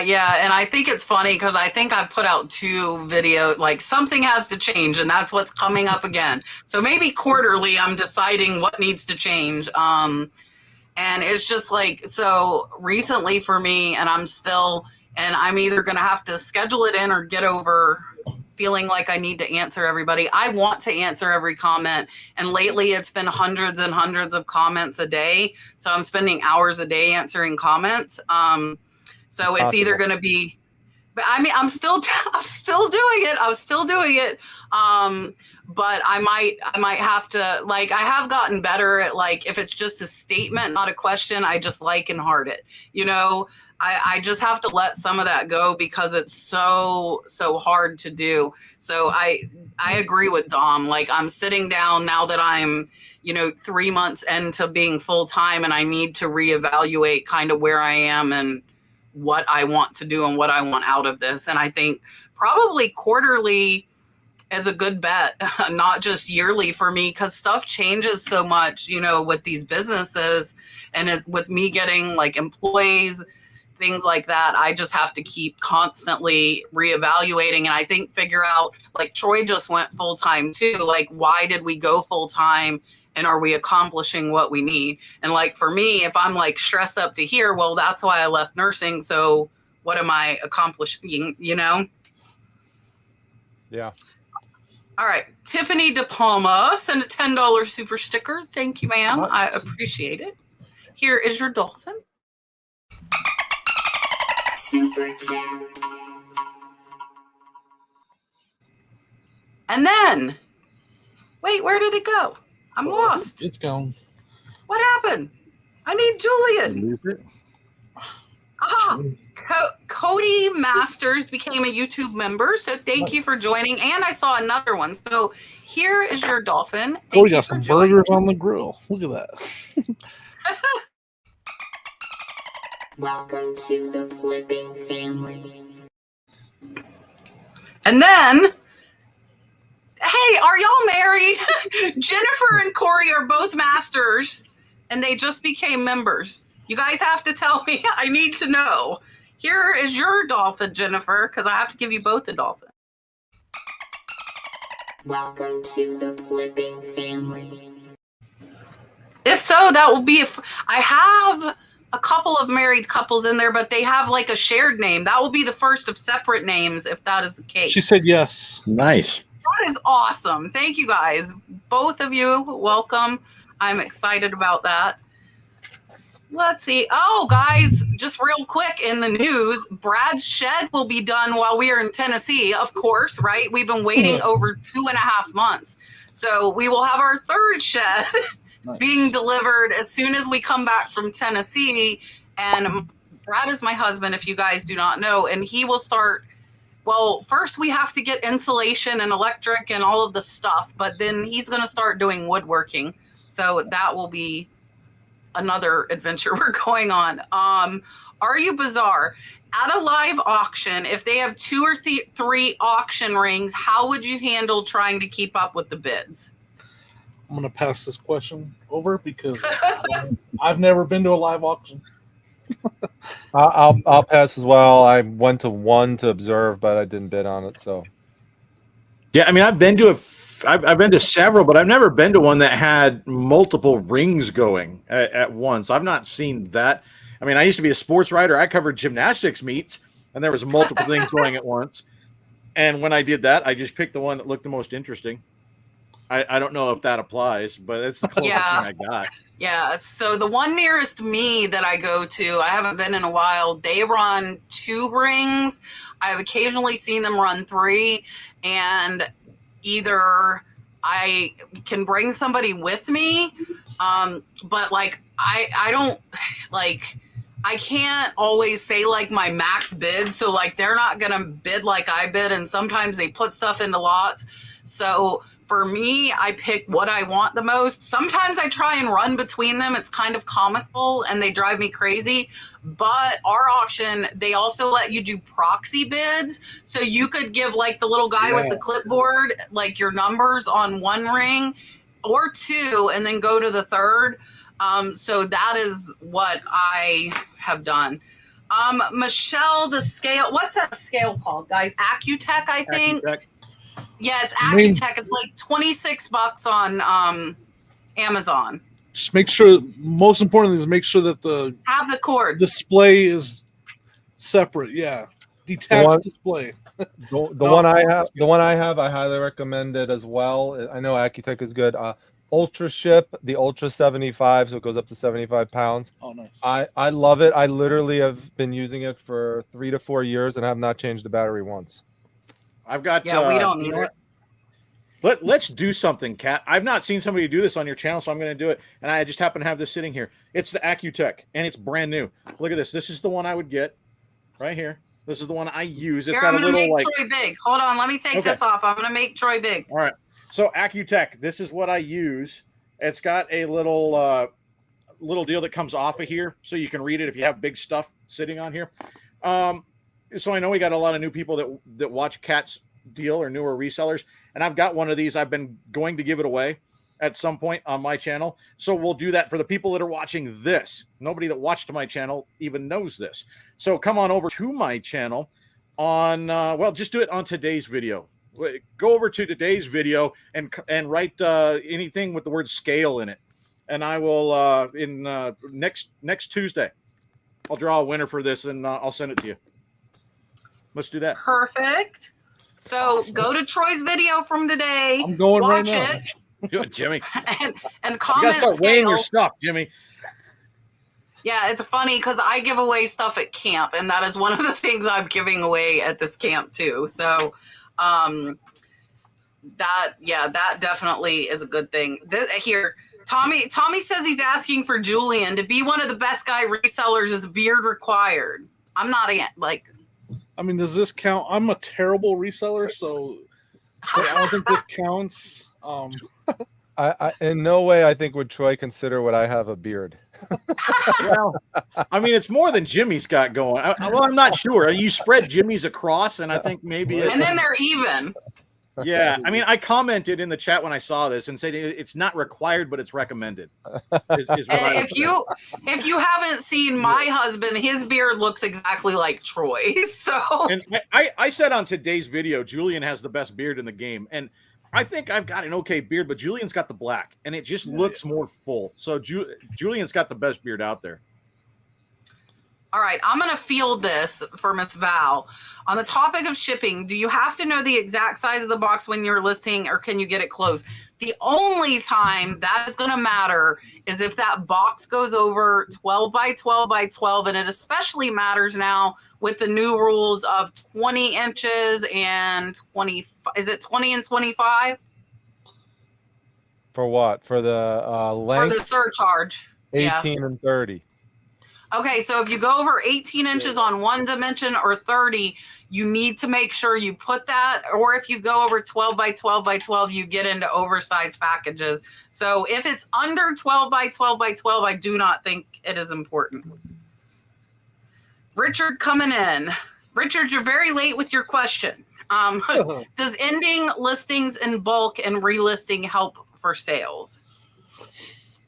I can't say for sure. I mean, there's a lot of people that have done videos about it. I don't think it hurts. It's similar to how I say I go through some of my older stale inventory now, especially with that new feature. And I've heard that using, instead of just ending it right there and doing it in your windows, to actually go into the bulk editor. I've heard stuff like that, but I can't say for sure. Well, it can help because it basically makes the listing look more active because there's something new and fresh that happened to it based on eBay's system. The problem with ending it is that you are using up some of your allotments of the amount that you have of listing, and eventually, depending on what your plan is, you can wind up going over, and then that could be a real big problem, and now you're spending extra money that you shouldn't spend. So what I would recommend, rather than ending it, is to just change a parameter in there. Just change the price. That would be the easiest thing. You could change that in bulk. You go up by $1, go down by $1. That still makes it look fresh in the system. That's what I do. Yeah, you could do that. Now you didn't have to end your listing. Save yourself a bunch of time and potentially money by doing that. You could change other things. You could change a photo. You could change something in the title. But the easiest thing really is just change the price, and that makes it look more fresh in the system. And you'd be surprised how many more offers you get on your item. And even just a sale will just come into that item that you just adjusted. Happens I do it all the time. I think both these guys, of course, are right, but I have seen at least views bump up. I've tried it and gone through and ended like 100 of my oldest listings, and then bulk. It doesn't actually take that long if you use the bulk editor on the desktop to end them, go into stuff that was unsold, and then relist all of them at once. And it will help because when you list something new, it automatically is at the top of eBay's list because they like to pump the new stuff. It's going to be relatively short-lived because somebody else is going to list one and somebody else is going to list one, but you will get more views very quickly. And sometimes you'll get a sale over it. So if you do have something that's not getting views for whatever reason, it could help that item. If you end it and bump it up, now it's a brand new item. And change something, change your picture or change the title a little bit or something like that. I haven't done it in a while, but sometimes I will increase everything or decrease everything by a penny if sales are slow, just to try and give it a little bit of a bump. But I don't have time to do like end and relist. I have too much going on. Lori wants to know, how do you do the shipping when one person wants to buy 2 or more of your items? Yeah, I'm probably not the best person to answer this. I think I'll let Dom, because he seems like he's a lot more into the teaching part of this. There's ways you can send invoices. You can set it up beforehand. You can set up items to where there's like shipping rules, but I probably don't have the best answer for that. Well, they could do it simply just by adding the items multiply to their cart. So it'll automatically be lumped together when they go and check out. Now, a lot of people don't realize that they could do that. I did put a video up on showing people how to, if they didn't do that, if they didn't put it all in their cart, how you could then just go in and you could just combine all of the orders. There's a function in eBay that allows you to do that. I just did it last night on 2 brooches that sold. The person sent an offer on one. We made a counter offer. They accepted it. Then they're like, okay, we'll send an offer on another one. So they made 2 separate purchases. And then all I had to do is hit a button that combined the orders and just put in the weight for both of them. And they both get lumped into one order, one package, and just send them out. I have a question for you on that, because I know how to do it with the offers. Is there a way to do it if they want to buy it for the full asking price? There's no offers. Yeah, it doesn't matter. It's the same difference. Matter. Because as soon as the money comes in, as soon as they paid for it, then you're able to then go in within eBay, and I have the video that shows all the steps to do it. It's hard to describe like right now without showing the page, But you just press a couple buttons and it combines all of the paid items by Yeah, that if same you print your person labels together. at the same, you just click one Yeah. button. It says Yeah. combined But shipping. at that point, they've I'll already paid refund them though. too. Yeah, they already- have to pay already. Yeah. And then you're giving them the difference back. Is that what? I give them Depends. a little bit, not the whole difference. Oh, we're not. Okay. Yeah. Sorry, I'm Yeah. sorry. Depends if you do Like, calculate look. your Right. If- So you don't Look, have to this give is them- my notes from today. Refund poo buyer $4 because they bought 3 poo ornaments and it went from first class to priority. So I'm going to give them 4. And then I don't even know what that says. Refund something. I didn't refund these people. I'm supposed to refund somebody else $4. So as I'm shipping, I write it down, and normally I go after, but I got distracted today. Now that I'm So- reading the question a little bit better, it doesn't actually talk about the pricing. It's just talking about bringing. I got you now. Okay. Yeah. So we I actually combine just them. started pulling up one because it reminded me. Oh, I've got to refund one of my viewers that bought 2 things that I combined. Yeah, them. I need to So go. you I need can to go do in those. on the like on the app. I just click refund, and then you choose how much do you want to send a refund, and there's a pull down menu, and it gives you what's the reason, and you say shipping discount, and you send them. Like Kat said, don't send it all back because you have paid fees on the total that they paid. So you don't want to send the whole thing back, but you can certainly send a chunk of it back. Gotcha. Now, by the way, for sure. this is one of the advantages if you do use a free shipping model, and I'd say that in quotes because you should always put add the Because you shipping make price more in. money if they You make- multi-purchase. Absolutely, I laugh every time that happens because I don't have no one ever asks for any kind of adjustment, and you're making more that way. Although it doesn't happen a ton, but it does happen sometimes, and when it does happen, it's pretty sweet. All right. Do you think having best offer option on makes your item look overpriced?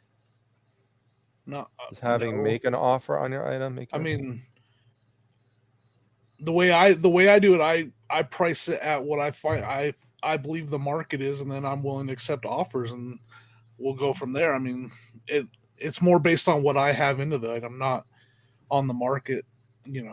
As far as the offers. It depends, I think, on how you want to define overpriced. It depends on you if you overprice. Yeah. Because you could overprice to turn on best offer, or do you have it priced with the market? So I think that really depends on how you're pricing your item. I mean, any buyer who's using any kind of common sense would know that if you have best offer on, you're signaling to them that you're willing to take less than what you have it for. That being said, many of them still will purchase it for the current price because they don't want to take the risk that during the interim, when they have sent you an offer that may be just $2 less, that someone else might have just come in and grab it for the full price. So a lot of times, they'll still buy it. Then, a lot of times the buyers, they do know, they've done their research and they've done comparative shopping and say, no, you know what?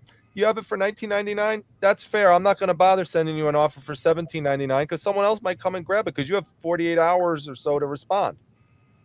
Yeah. Yeah, I've heard people say that if you put best offer, that just shows that, well, I've heard people say that, that means that you're not confident in your price. No. I don't think that's true at all. No, I think that's just saying, hey, here's the price I want, but I'm willing to haggle a little bit. Now, I might be willing to haggle 20% off, or it might be 5%. It depends on the item. Right. And so that's going to differ, but I have best offer on 95% of my stuff, and probably, 60 to 70% of it sells full price. Like, Could I people share- buy it. Yeah. Could I share a funny story with that, Kat? Yeah. That's so funny. It's happened yesterday. So I had this trade paperback comic book listed for $19.99. I sent out offers for $17.99 on it. There were 3 people watching. So now I have that you can't send me a counter offer when I send an offer. Yep. So what they do sometimes is that they will then, moments after they get your offer, they'll send you their own independent offer that's much lower. So the person sends me an offer for $10, and I'm just laughing, like thinking, do you really think that I don't know that you're one of the people that I just sent an offer to? Like, really? You didn't even wait like 2 hours. You just instantly sent it to me. So I just declined it, right? So the person instantly sends back another offer for $15, right? So I sent a counter offer of $17.99, which is the lowest I was going to go on it. So funny thing, the person declines it. And I seriously, I just laugh, which gets to Troy's point, because it has nothing to do with not being confident with your item. I laughed and I said, someone else is going to buy it for that price. So now the next thing that happens about a minute afterwards, another account sends an offer in for $15, which probably was like his wife or like a friend of his or something like that. I've seen that gameplay before. So again, I just counter back at $17.99. And at that point, they were probably like, all right, screw it. There's no way this guy's going lower than $17.99. And they bought it. So, again, I just bring that up because, sometimes, if you know your price, stick with it. You could take a little bit off, but then don't let people completely try to, manipulate you and take you down to a level where you're not willing to go. Yeah, and I don't hesitate to hit decline. If it's Right. way below, I just decline them. Right. Ken wants to know again, what does he know? Is he on? He's on the podcast. He's the. I knew it and I didn't even know it, Ken. I knew it and didn't know it. He might be trolling a little bit right there. It's the clickbait. That's why it's called clickbait. It's the Reseller Clickbait podcast, and he's doing clickbait right now. Dale! I doubt she's watching. She's trying to video chat me. I think she knows I'm live. Flippin' Fiasco is trying to video chat me. Did someone mention that their international sales have slowed down since you've been using eBay Standard International? I did not mention that. I haven't. Troy, you're the spokesperson for international. I use I use eBay. Yeah, go ahead, Dom. No, I use Standard. Yeah. I can. My sales are booming. We've shipped out 5 international sales today and 8 or 9 yesterday.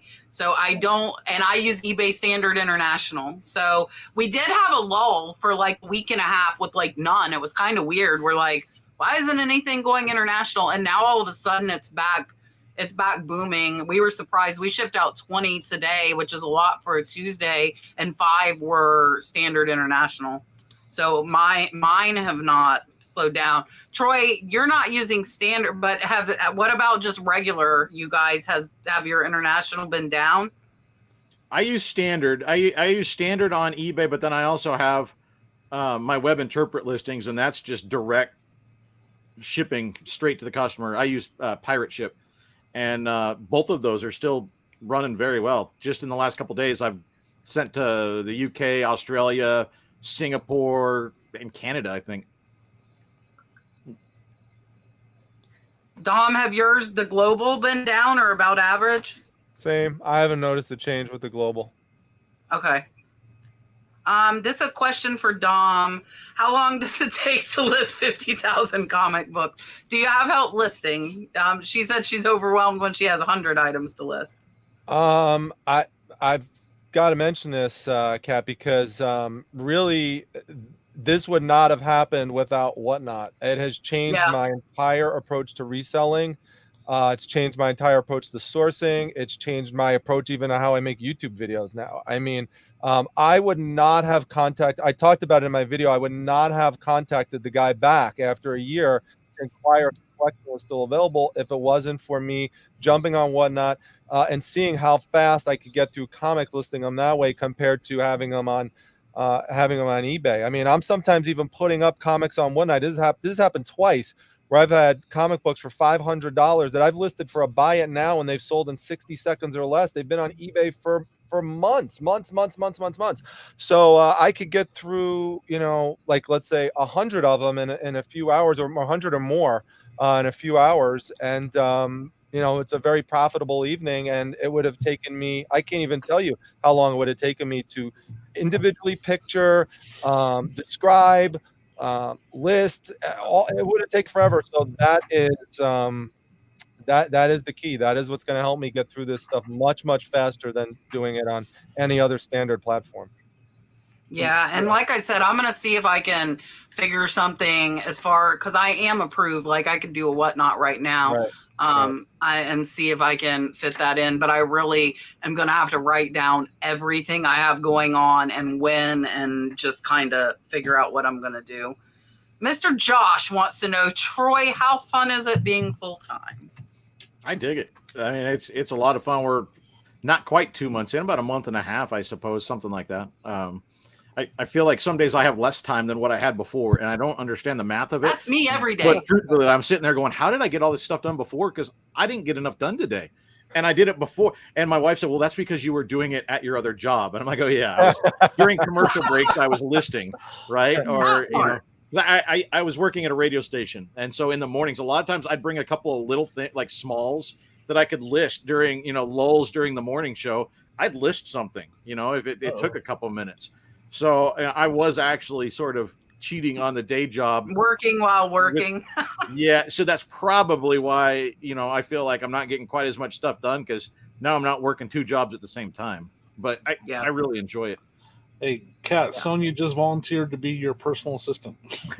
She's Listen, I already am kind of paying somebody to do it, and it's actually a YouTube content creator, but I'm not, we have not discussed if I'm going to divulge who that is. Well, the people going to camp probably know who it is because she called them, not me. I was just like, I don't have time for this, but Sonia, I might have more.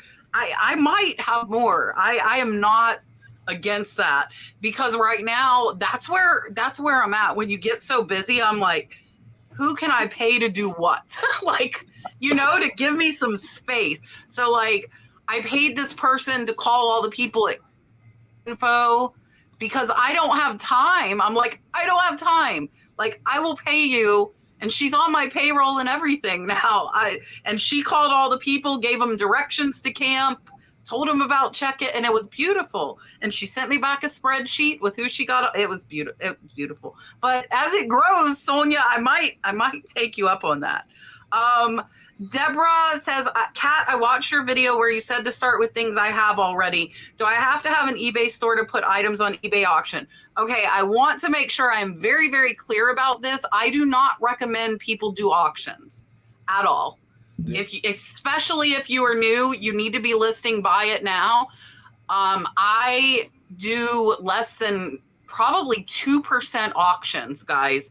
I do buy it now, and I think a lot of people see like Jocelyn Crazy Lamp Lady's auction model and starting stuff at $4, but you really have to pay attention to the fact that she has over 200,000 followers.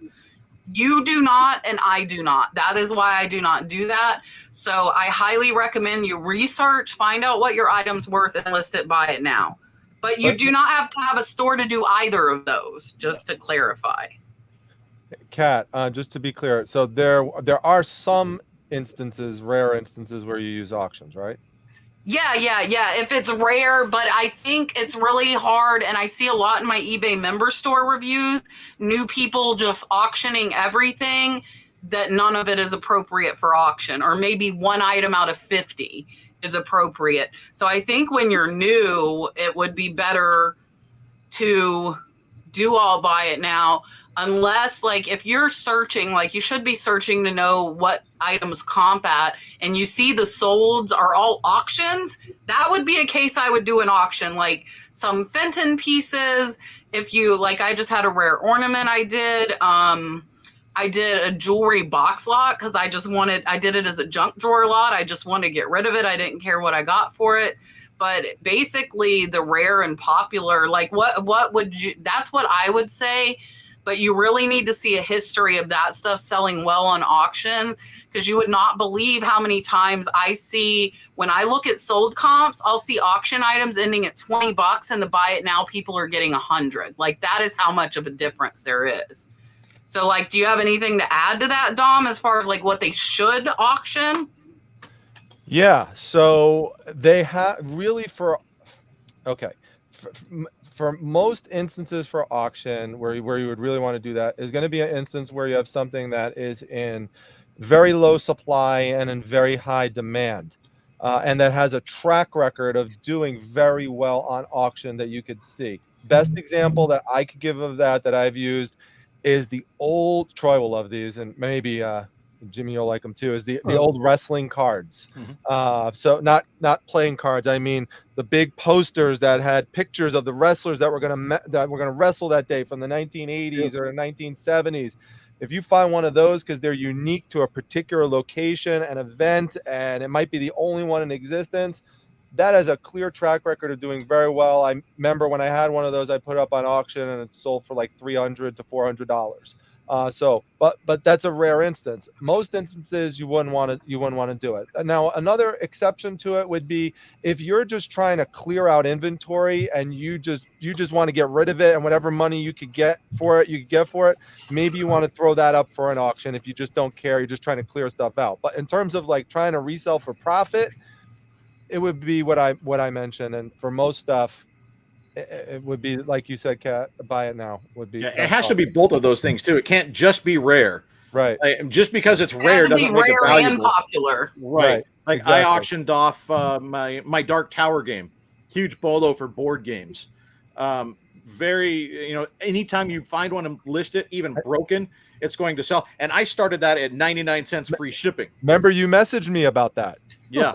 And I worried. I said, Right. Am I crazy for doing this? Right. And, But I made, I think it was like $350 or something on that. Right. Because there are some items that if you look at and go, I put this up and there's going to be a lot of interest and it's for sure going to sell for decent money, starting it at 99 cents, you get a whole lot of people getting involved in the auction. And then they get, I think, more emotionally invested. Like, no, that's mine. No, I wanted that. And they jump in early. And then you have a whole lot more people involved. And that bumps the item up because eBay's seeing a whole bunch of people going in.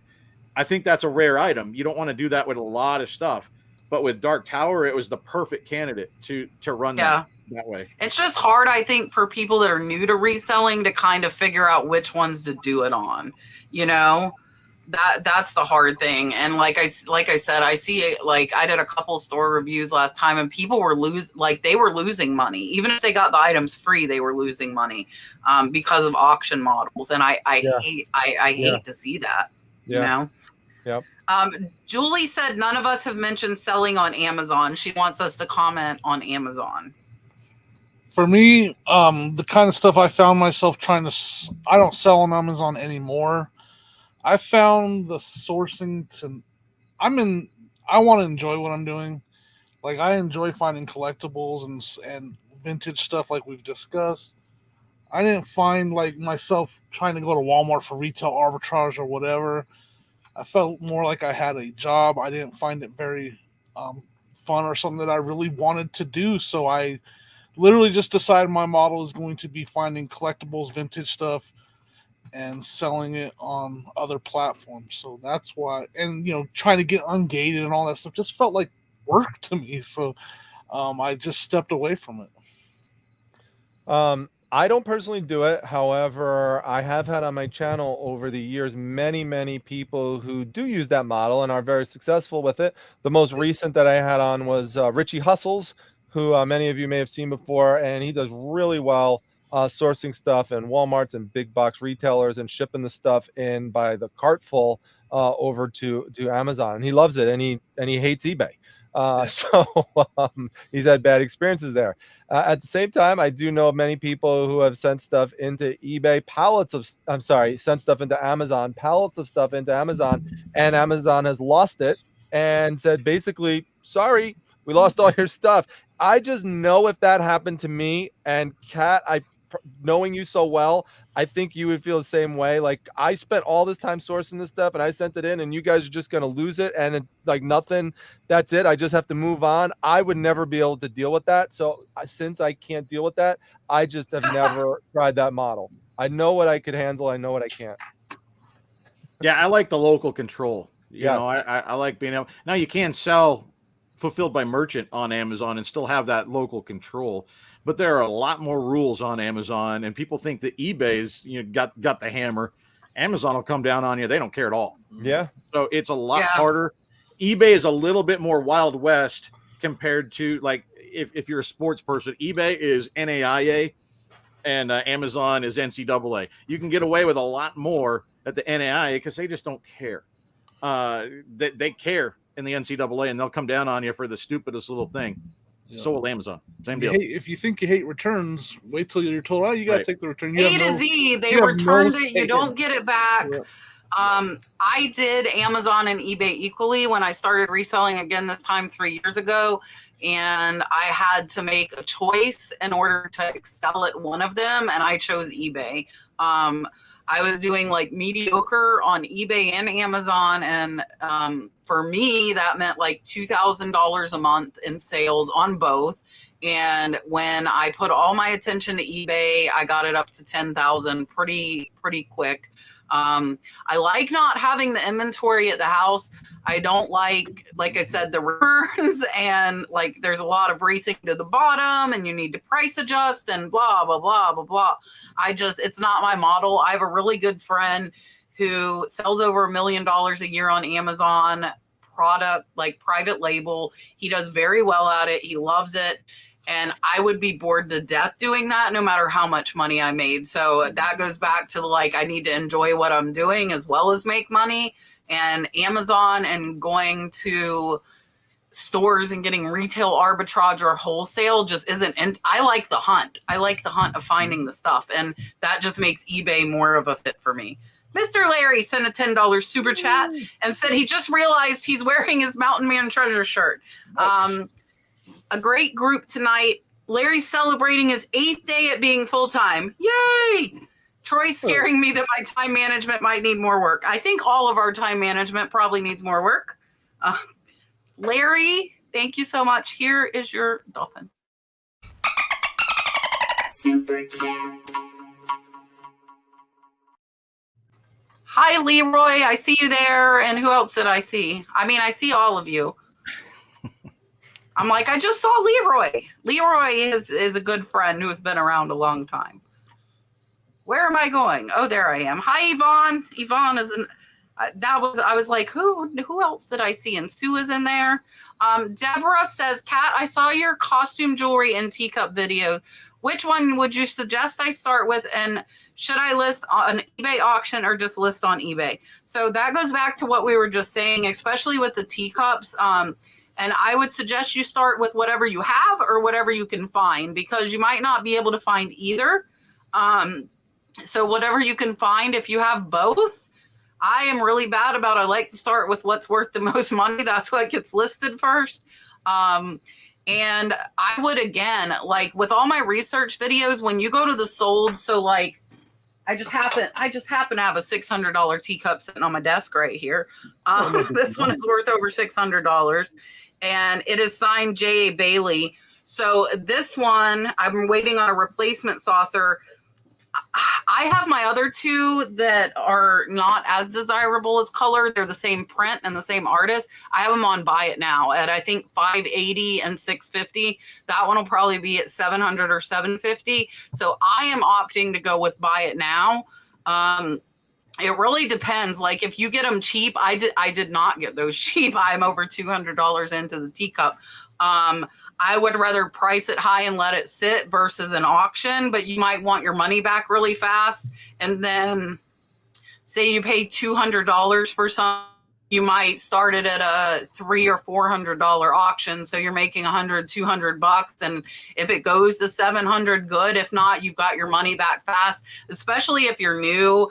And you've got, like, that one would sell on auction. If I started it, I could probably start at $500, but I'd rather let it sit and make, $200 more on it. So I think the big thing is, what do you have or what can you find? And then I would pay attention to the solds. When you look at those solds, really look, are they selling better on auction or are they selling better on Buy It Now? And the teacups were about 50-50. So I would really look at like the specific brand and the pattern, and the same with the brooches. Some of the brands were mostly selling Buy It Now, and some were doing, like Shriner brooches were doing better on auction. So look at like specifics.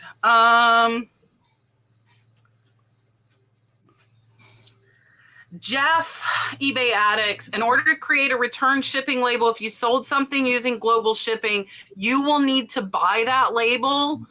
You can buy it on Pirate Ship, and then you save the PDF and send it to your buyer. So that's what I would suggest as the easiest way.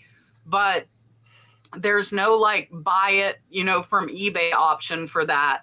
You're going to have to buy an international label and have that buyer send it back to you. Does anybody else know anything other than that? I just know that's my experience as well, that you have to arrange the return shipping label between you and the buyer.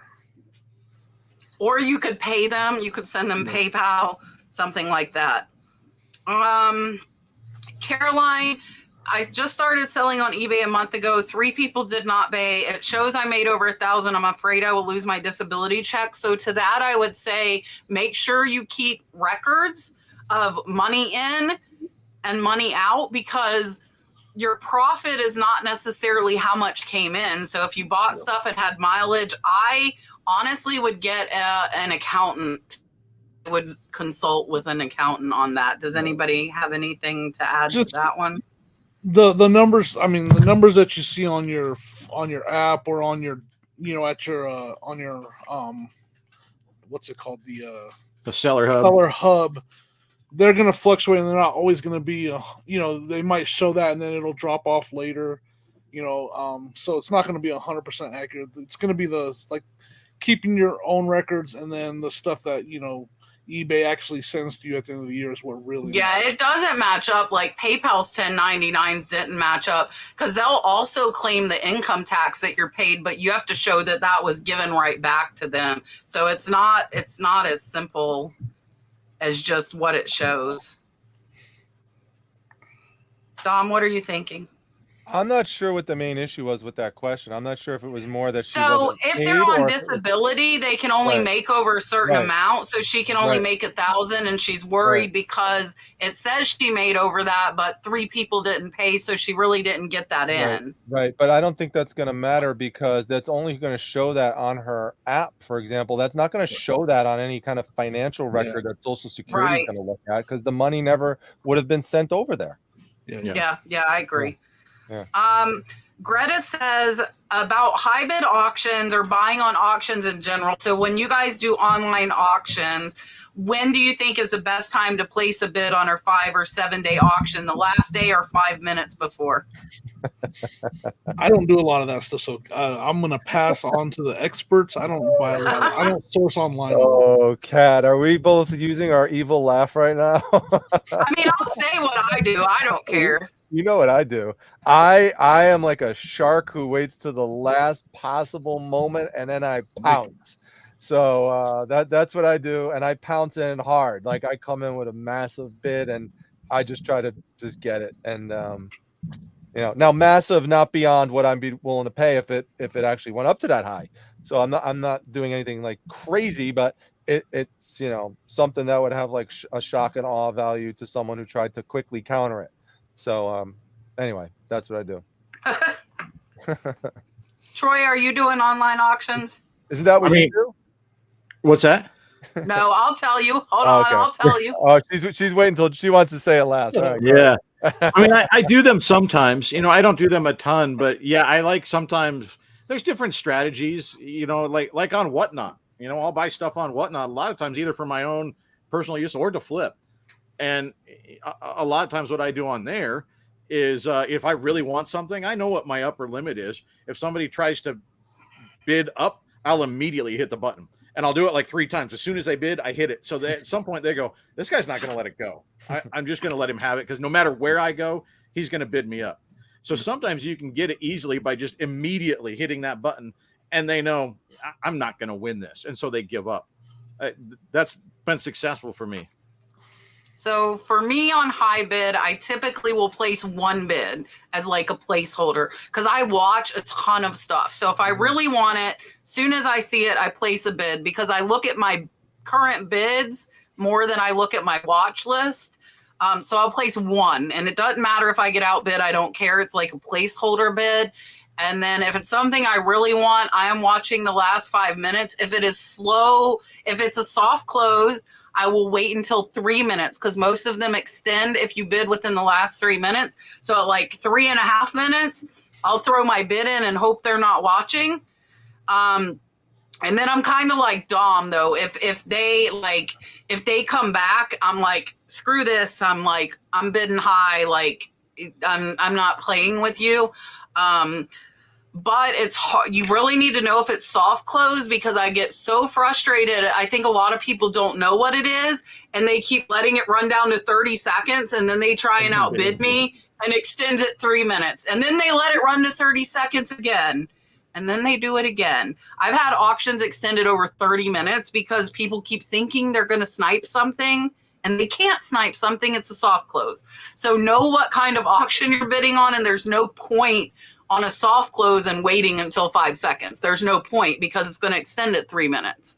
Dom just wants to frustrate you so you'll leave. No, well, but like shop Goodwill auctions are not soft close. So my local auction house is so okay. That's a different scenario. If it's not soft close, I will wait until 5 seconds before and I'm going to snipe you. I am that guy. Right. I do the same thing on the comic auctions. If it's not soft close, I will literally wait until 5 seconds and hope you don't have time to see it. Yep. And they're like, this person, and I'm like, you know what?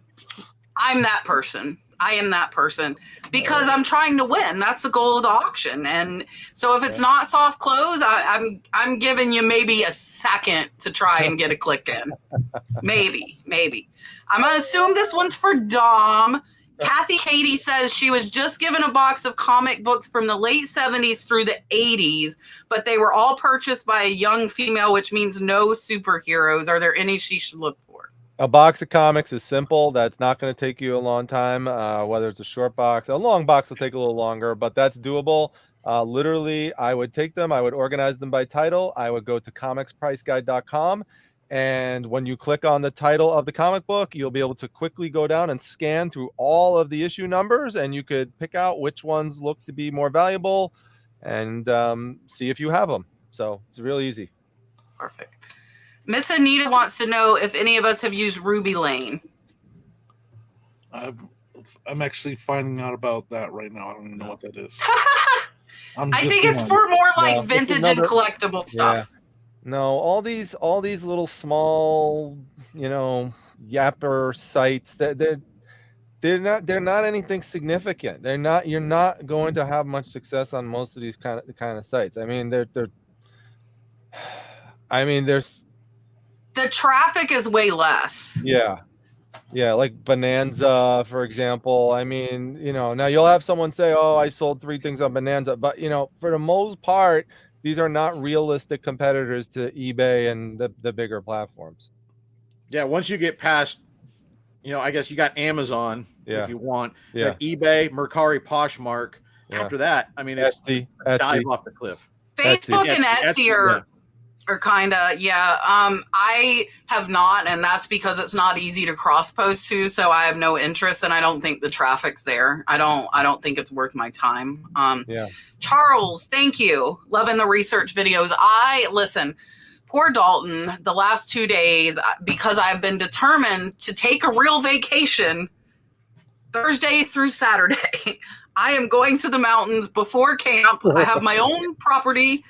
I'm like, mommy has to work. So I have done 4 research videos to cover my video tomorrow, my video Friday, my video Monday, my video Wednesday. I have got them. I have to edit 2 more.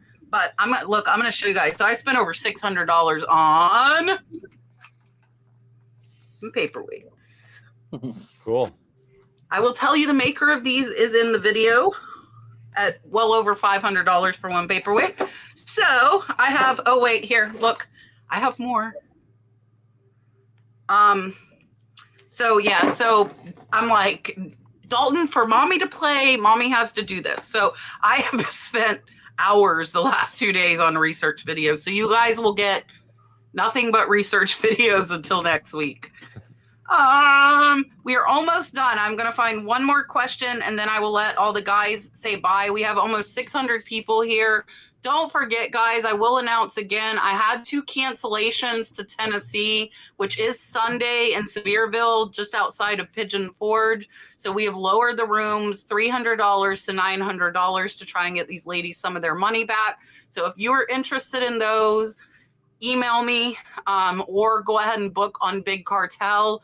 If you have questions, contact me for sure, because I would like to get those rooms filled. Holly wants to know, do you think it's worth it to make accounts on either Pinterest or Instagram as a newer seller?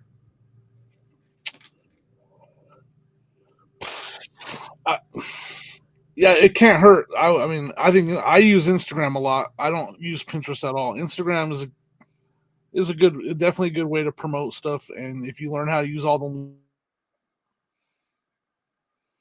I think we lost Jimmy. I think we lost Jimmy. Uh-oh. How It's is it that actually Jimmy not me froze this and time? Cat's still fine? I know, right? I'm like, oh. But Jimmy, you froze in like a thinking man's pose, so it Yeah. works. Yeah, that's good. Well, we'll wait for Jimmy to come back, but 100% I would say on Instagram for sure. It's such a great place for the reselling community. There's a lot of there's a lot of entertaining posts there, but then there's a lot of informative posts. A lot of the Troy and Kat do a lot of educational posts there. They show things I that do, they yeah. flip. I just show what sold. I don't like I a lot of people do show like their new items, and I think they get a lot of sales, but I don't use that model. Yeah, I pretty much use it to show some solds and to let people like keep in touch with the community and let them know like when I have events coming up, like I was coming on your show tonight if they want to, come over, like things like that. But I love it. Pinterest, I haven't used it for reselling. I've used it before for something else. I know a few people like Mary McQueen uses it for reselling purposes, and it gets her items out there. It's a pictorial site, so you're just showing pictures of your items, and it could bring some traffic into your store. So she likes it. There's other people who use it. I don't think it will hurt, but if you're going to choose between the two, 100% I'd say Instagram. Yeah, I'd agree. My daughter's in high school. I think she's bought some stuff through Pinterest. She wanders around on there all the time and looks at a bunch of stuff. She doesn't buy a ton on there, but she has bought a few things. So I think there is a segment of the population that will, but it's like we talked about, these side sites, like the traffic you're going to get on there. Just be careful how much time and energy you put into it for what you're potentially going to get out of it. I think Instagram is the biggest bang for your buck, but even that, it's not going to get you a ton of sales. It's not going to hurt, but I don't know how much financially it's going to help. Yeah, and like I said, I don't use Instagram as a model to sell on. I use it as a model to educate on. But like I know like Dagny, Flying Pig Thrifts, she does like videos where she shows like late night listing, and she'll show you like all the stuff she's listing that night. So I'm sure that probably helps promote her sales some. But that's just, and I've seen quite a few people that do that and have live sales. I don't do Pinterest. So I don't know, like, I personally don't feel that like that would help out. It might not hurt, but I don't know how much it would really help. Jimmy, do you want to go ahead and finish? Oh yeah, I was just saying, like, learning all the different techniques of adding adding links and hashtags. Hashtags are very important. So stuff like that, if you learn how to use it right, Instagram can definitely help you get some advertising and promote your stuff out there. Yeah, for sure. All right, guys, we are over a little bit. Again, close to 600 in chat. Thank you all for being here. Oh, let me look. I will be live from the Tennessee camp with all my Tennessee camp people next Tuesday. Did not plan that, but that's what's happening. Julian will be back next week, and we will be joined by Mike over at January House along with Joe Philly Picker. So that will be a great show with those two guys.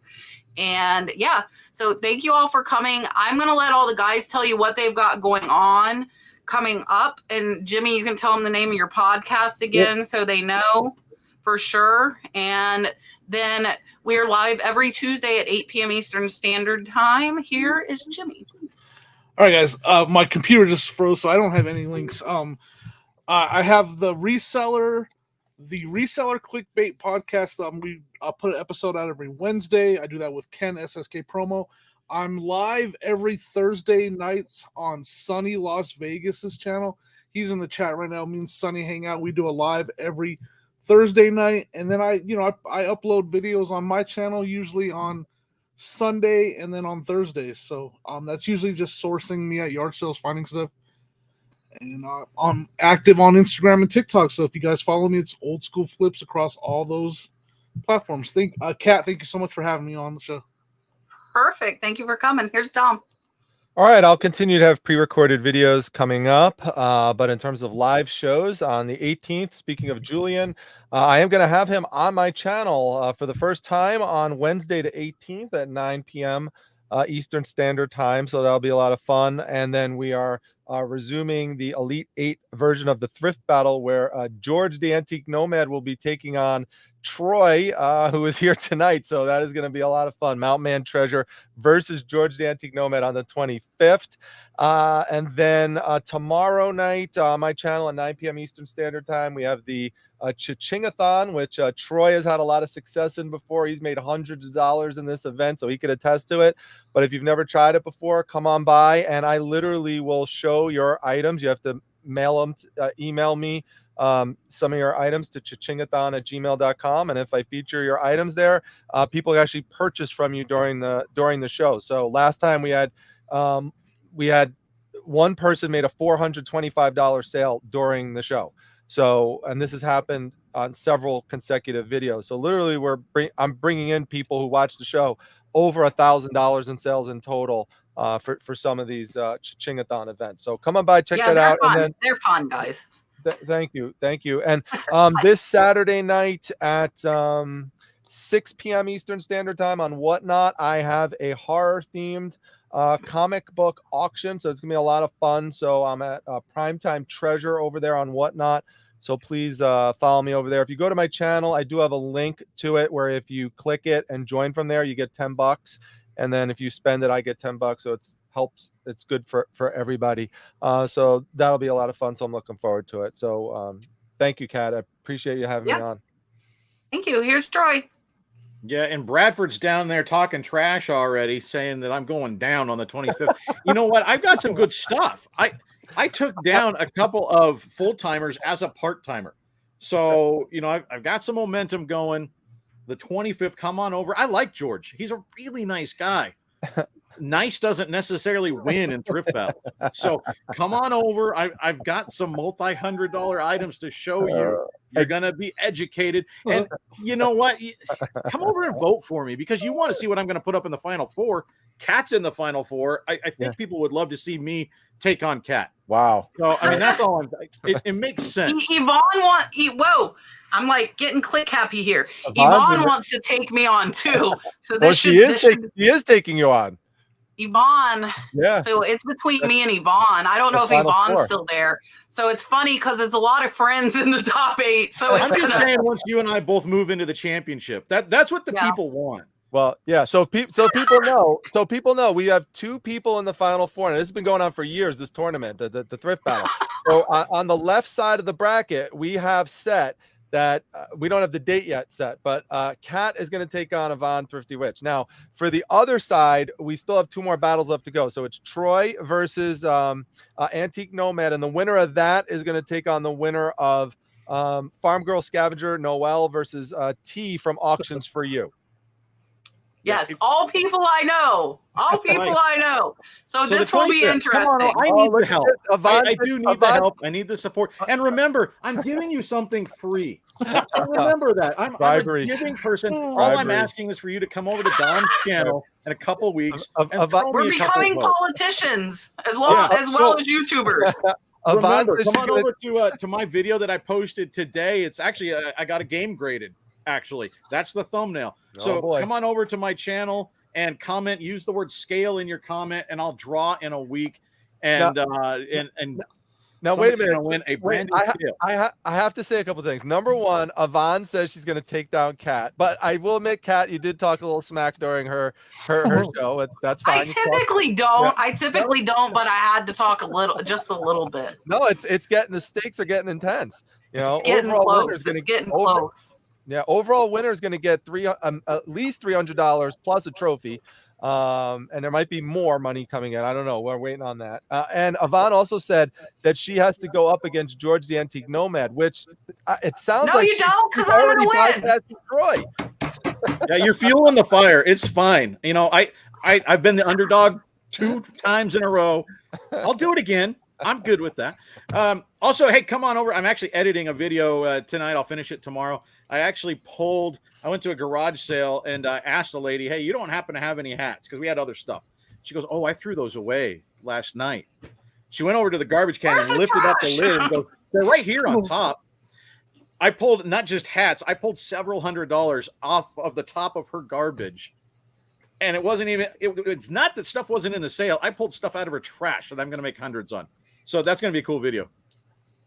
All right, guys, we will see you next week. I am going to do teapots, lower value teapots that everybody asked for from 150 to 300 tomorrow. So I will see you guys tomorrow and see everybody next week. Bye, guys.